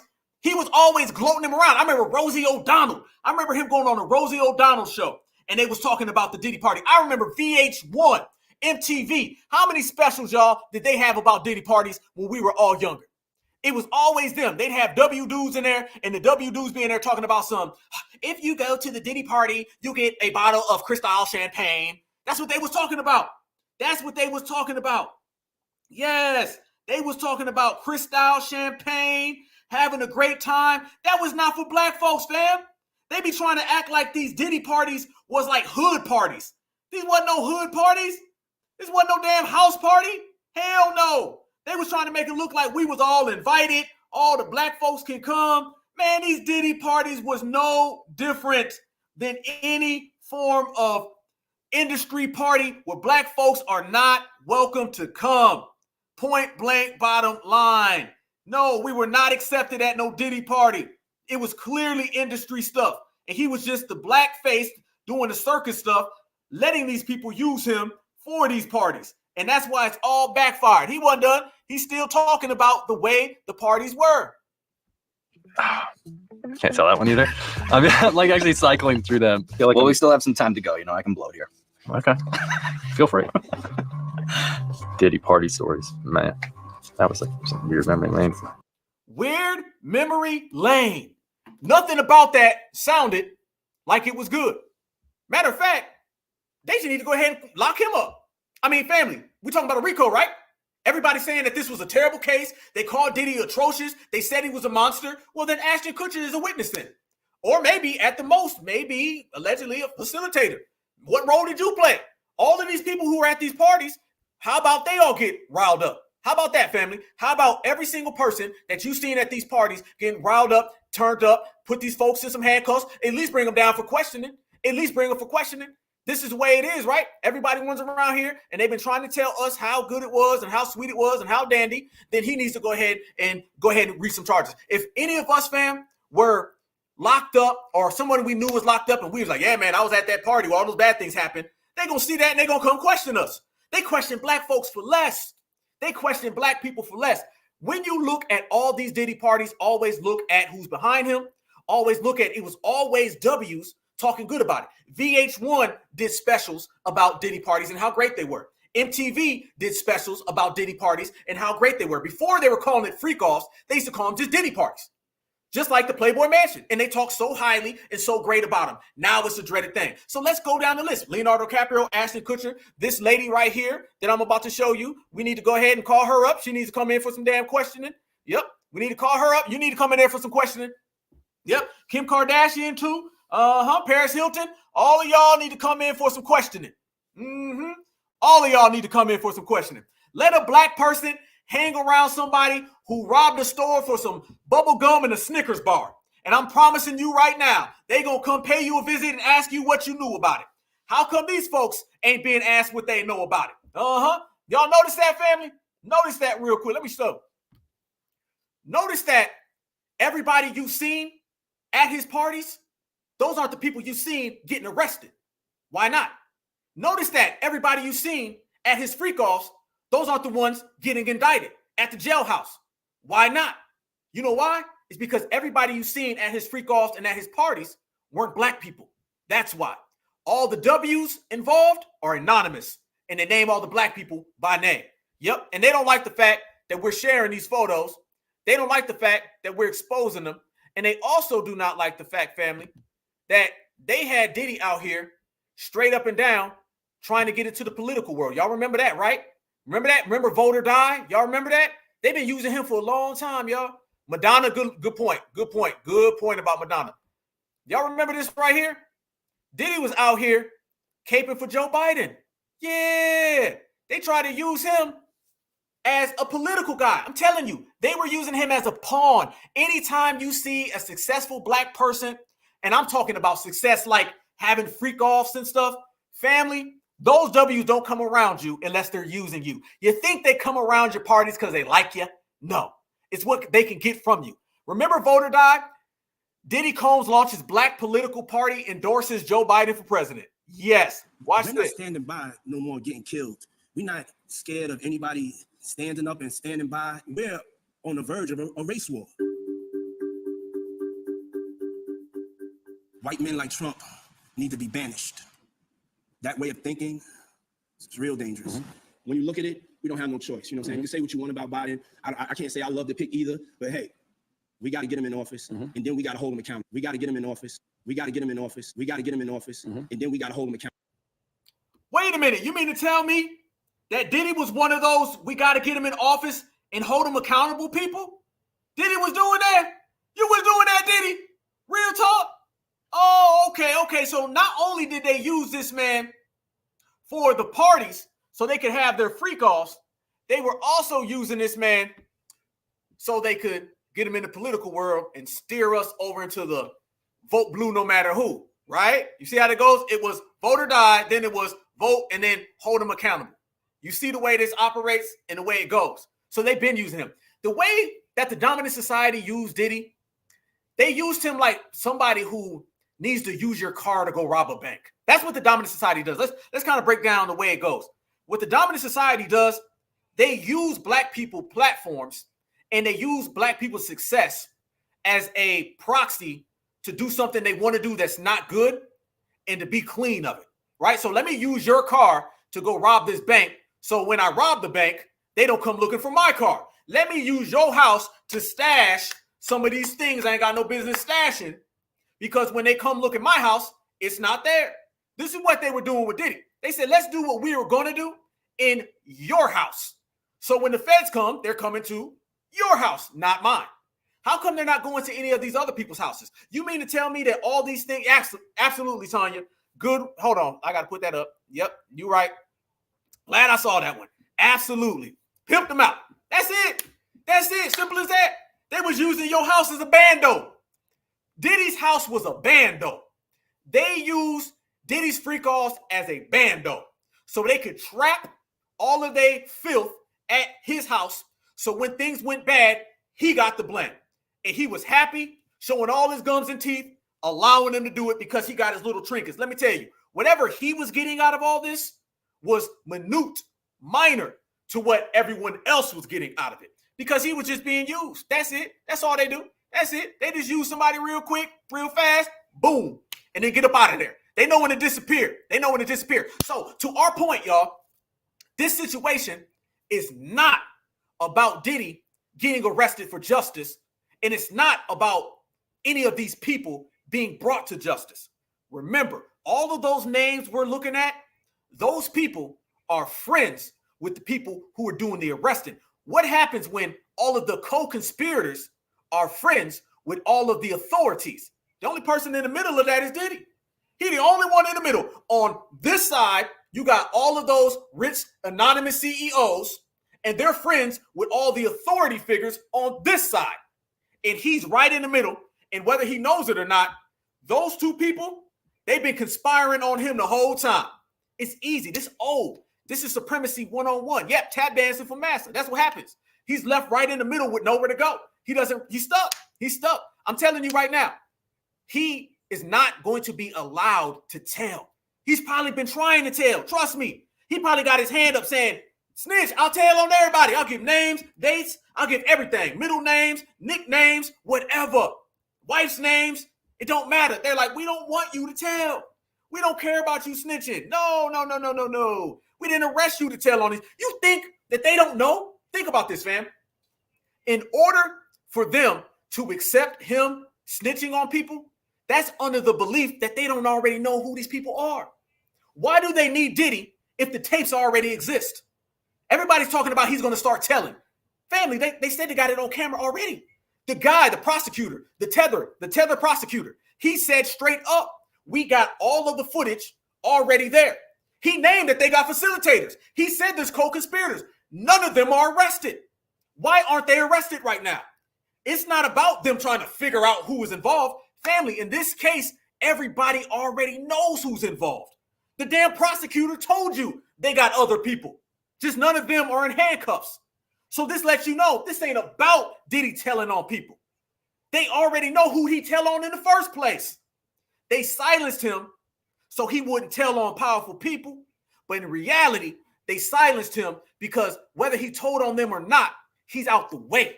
He's out the way. Ain't nobody listening to nobody from no jail cell, y'all. Ain't nobody listening to nobody from no jail cell. He's smeared. His name is done.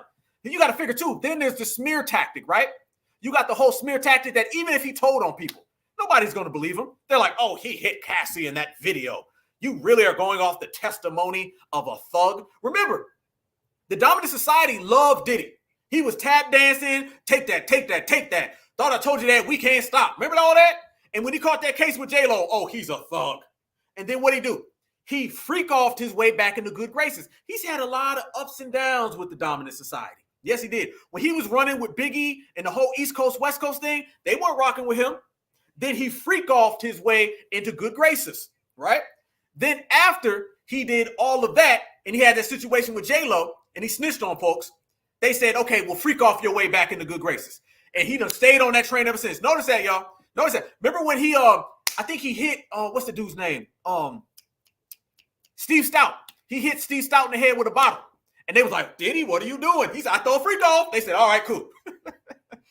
Diddy, they had the whole thing. They said, what's this East Coast, West Coast thing? He said, I got a freak off. They said, all right, we'll let you back in. Then he was good graces.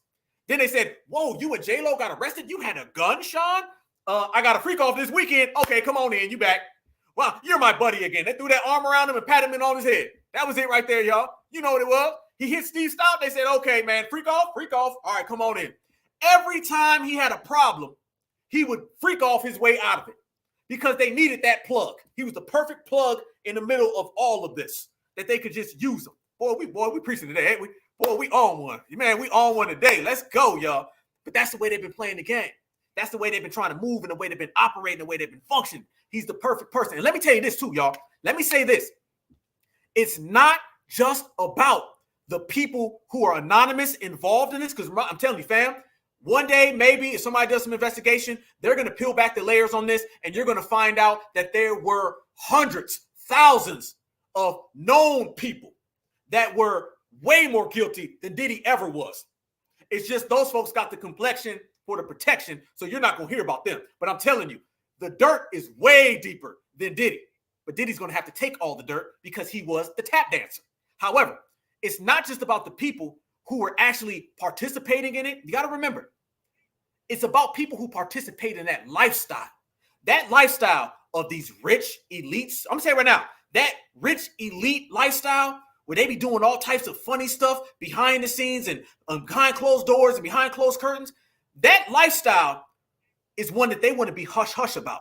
So what I'm saying is, you're going to have people who participate in that lifestyle that weren't even a part of Diddy's freak-offs, didn't even know Diddy, never met Diddy in their life, but they live the same freak-off lifestyle somewhere else, and they don't want a spotlight shine on the behavior that they like to do. Yep. Whenever you see something go on, say a criminal, right? If there's a criminal who sells drugs, and he don't sell drugs in Chicago, he sells drugs in Texas. But when there's a big case about drug dealing in Chicago, now everybody in Texas is going to start looking at him. So they don't want that light shine. This is what happened, the whole thing with pimping, and a lot of the pimps came out, and they were like, yeah, some of our biggest customers are judges and lawyers. And judges and lawyers in whole different states, we're trying to silence them because they don't want the spotlight on a lifestyle that they participate in themselves. Whether they know Diddy or not, whether they're affiliated with Diddy, they don't want no freak-offs being front page news that we're all sitting here, 700 people on a Friday night talking about. Because that means eventually somebody gonna look at their ass. So you got people who weren't even affiliated with Diddy, and they're saying, keep him quiet. Because eventually, after y'all bring him down, somebody going to come try to bring me down, and we can't have that. So all of that goes back to them trying to stop that man from talking. It's not about telling. It's not about snitching. If they wanted him to snitch, he would have did it a long time ago.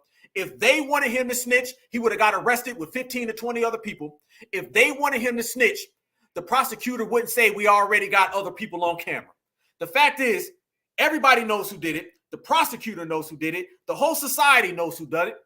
But those people aren't going to get arrested because those people are working with the people who did the arrest. Simple as that. It's easy work. Easy work. When you understand the system of supremacy, how it works, how it functions, how it operates, all of this becomes absolutely positively on the other side. So when people have been running around here and they've been talking about all this stuff with Diddy and who's zest, let me tell y'all, all this zest stuff that he's been doing, that's the least of his problem. Notice, fam, we sat here on this episode and we talked about a lot of the weird stuff that's been going on with Diddy. Yes, we have. But we ain't really talking about all that zesty stuff because I'm telling you right now, black folks been looking at a lot of that sideways, to be honest. We've been kind of looking at it like, what in the world? But that's the least of dude's problems. The baby oil, I'm telling you, is the least of this man's problems, okay? Dude, absolutely. Sacrificial lamb. But ain't that what it always is with black folks? Ain't it always? Yep. This is why he's been out here doing this. Did I not just say a minute ago, y'all?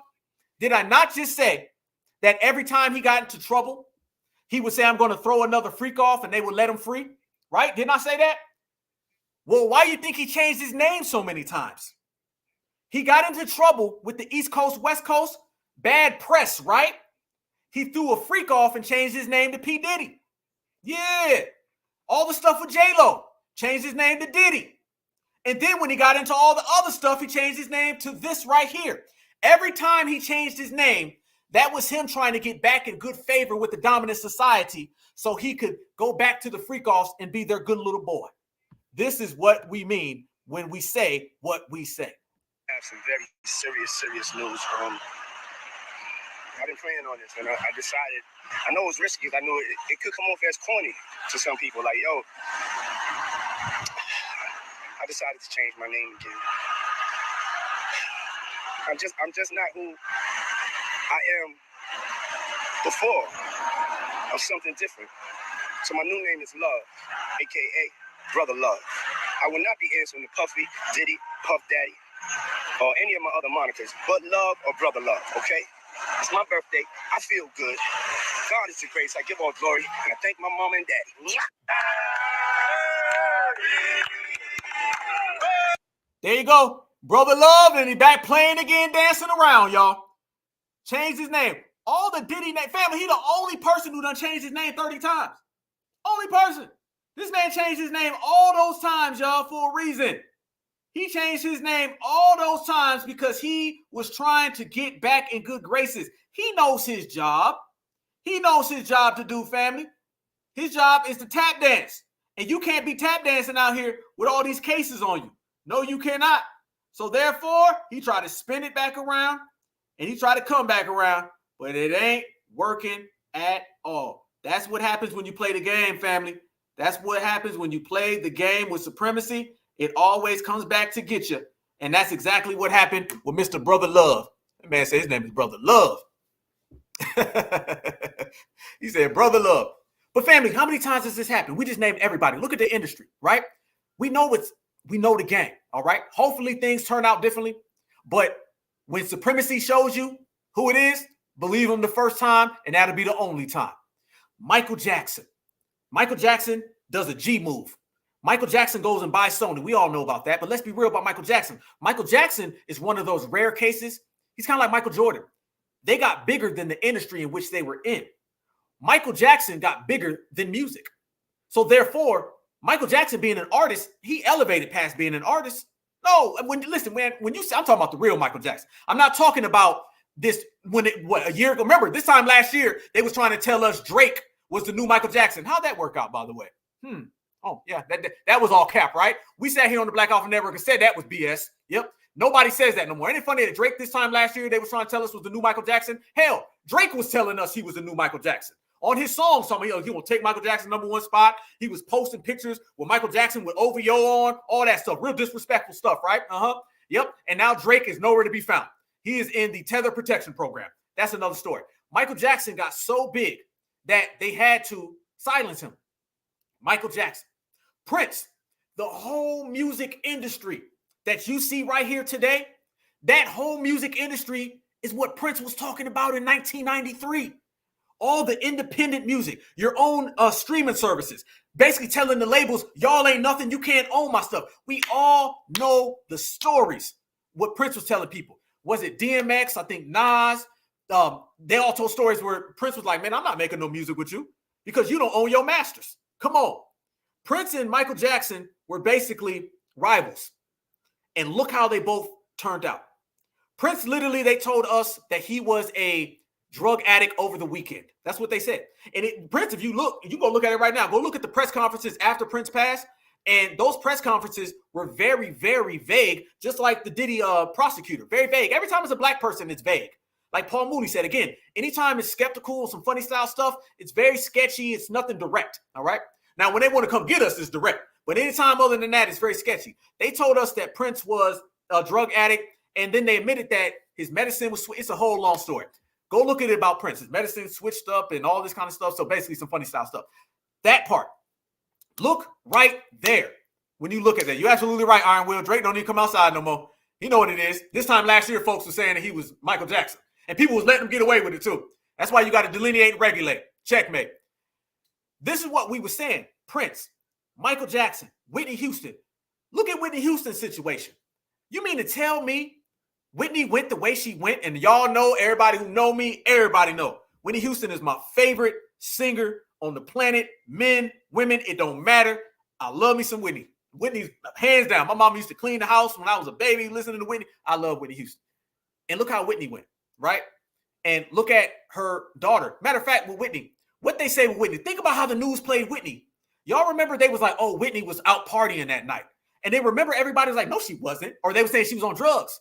And then they took these pictures of Whitney at the club sweating. She was at the club dancing because there's 300 people in the damn industry party. Probably a lot of the same people that was going to those freak-offs, right? Clyde Davis, Whitney Houston, Clyde Davis, Diddy, Brother Love, Diddler, A lot of same people. You know, there's always these people that are always around, right? Notice the Clyde Davises, the Jimmy Iovies, Leo Corn, they're always around. This person got harmed, this person got harmed, mysterious here, mysterious there, and there's always one music exec that knew them all, right? Y'all remember that night when Whitney passed?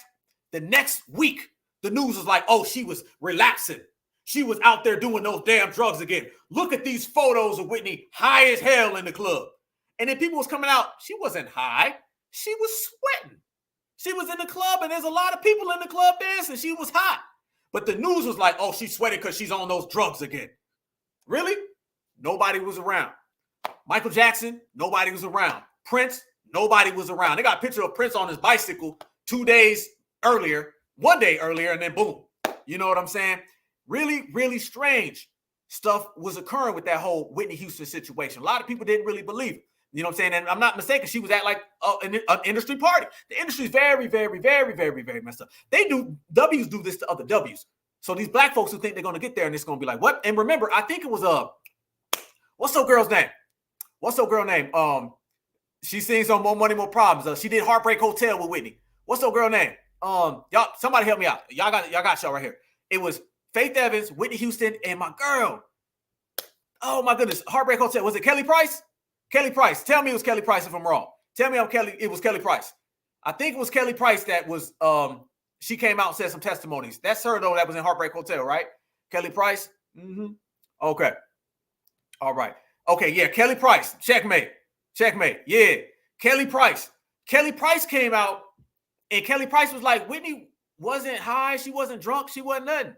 She was none of that at all. What are y'all talking about? They was like, no. And then they said, all right, Kelly Price, goodbye. Take your microphone off. We don't need this interview because you're not going with the narrative. Kelly Price came out. I was with her that night. I think Brandy too. Like a lot of people coming out saying she wasn't high.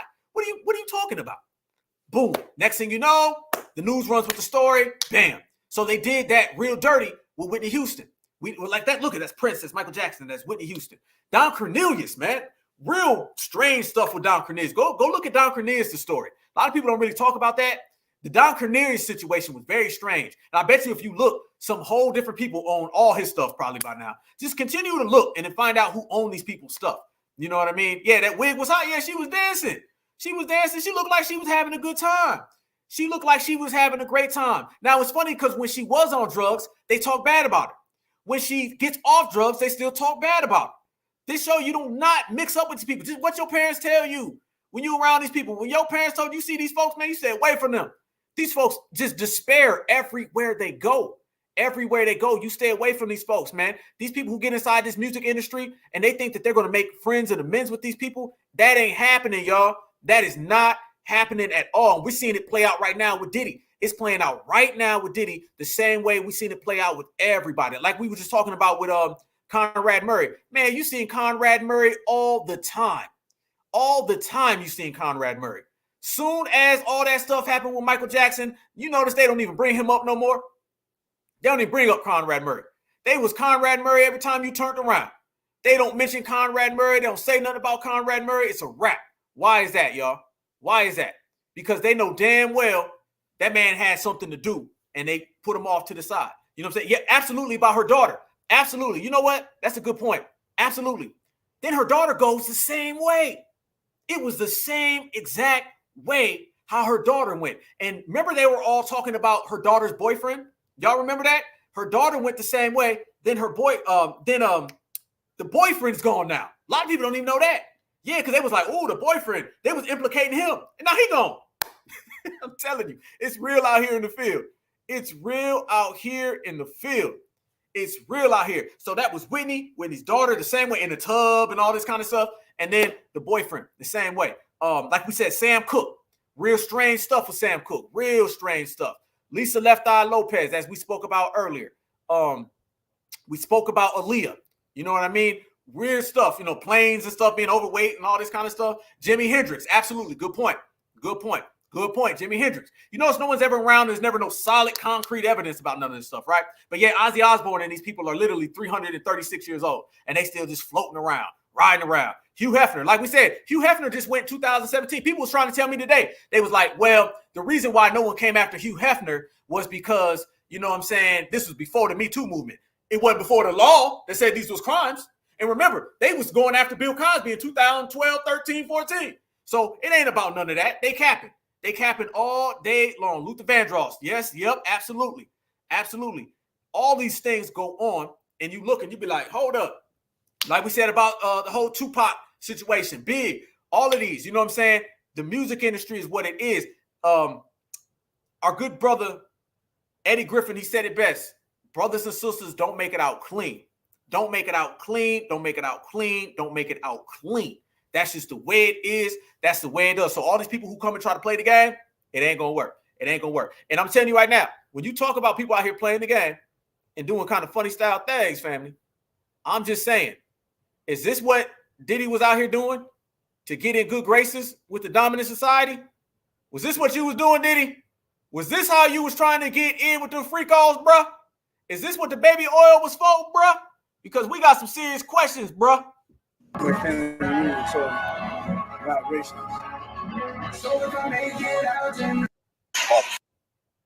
The man was out there doing all types of funny style stuff.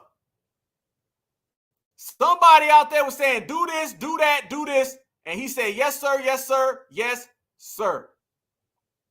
Stranger things have happened. Stranger things have happened, y'all. That's the way the industry moves.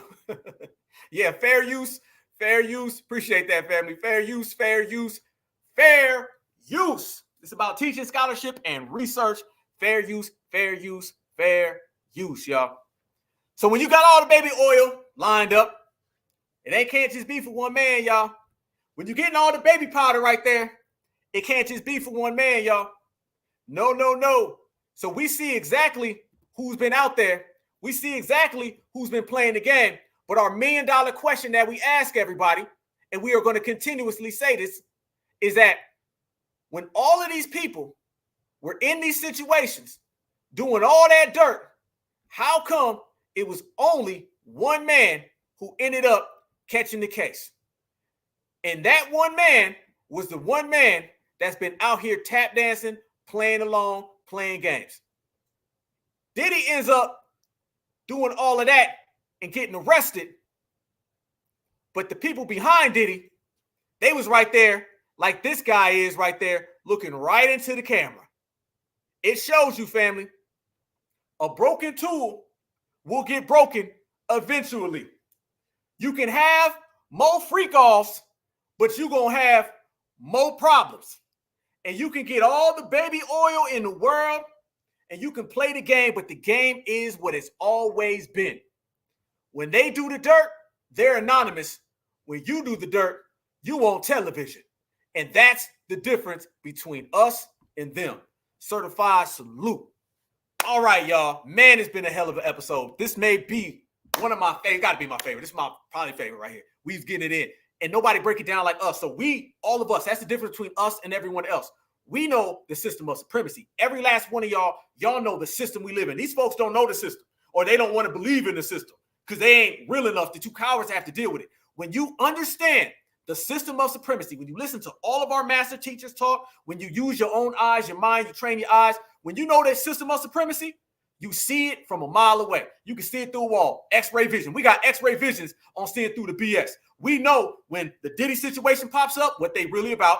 We broke down that you out here, Diddy, playing games with supremacy. We broke down that the black man and black woman always get blamed for what entertainers do. We reject that. We also broke down that whenever it comes to a crime, the dominant society is always going to defend each other, no matter how bad they are. And they always are going to blame a black person, no matter how good they are. So your best bet is get as far away from them as possible and get your money, man. Certified. Y'all stay good, man. If you're in here right now, smash that like button. Subscribe to the Black Alpha Network. I appreciate you for spending your Friday with me. We're going to continue. You know, the Friday shows be popping, so we're going to definitely bring the Fridays back. Y'all catch me this Tuesday coming up. An epic episode. Y'all know how we do. We stack classics on classics, man. I appreciate you guys for staying with me. I appreciate the love. I appreciate it all, man. There's nothing better than you guys. I wake up every morning and be like, man, I love them. I love them with a passion. I mean that like real, like L-O-V-E love. You know what I'm saying? Real talk. I love every single one of you guys. You guys stay safe this weekend. Get to your money, man. Stay on your grind. Do whatever makes you happy, and just stay true to yourself. Because when you're true to yourself, they can't stop you. And I know y'all cannot be stopped. So keep doing your thing, man. Y'all know I love you. Black Alpha Network. I will see you guys again on Tuesday. I think on Tuesday, y'all, I think we're gonna break down this Kamala Colley Green Harris interview with Oprah. I think we're gonna break that down. I think we're gonna pull out her, receipts on her fake reparations thing, and I think we might have a couple pop-ups. Sometimes you gotta pop up and show them. So that's what we're gonna do this weekend. But I'll catch you guys all back here on Tuesday. Happy birthday to you again, my sister Miss Porter. I see you. Certified salute. Enjoy your day. I appreciate all you guys. Stay safe, stay good, stay vigilant, and remember, man, that we win regardless. The system of supremacy will lose regardless. And if these people want to play with supremacy, let them play. We don't play games. We just get to it. Certified salute. Always remember, black is beautiful, and beautiful is always black. Peace and love. Free Huey.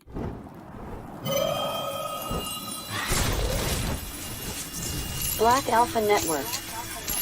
Home of Black excellence. Power to the people.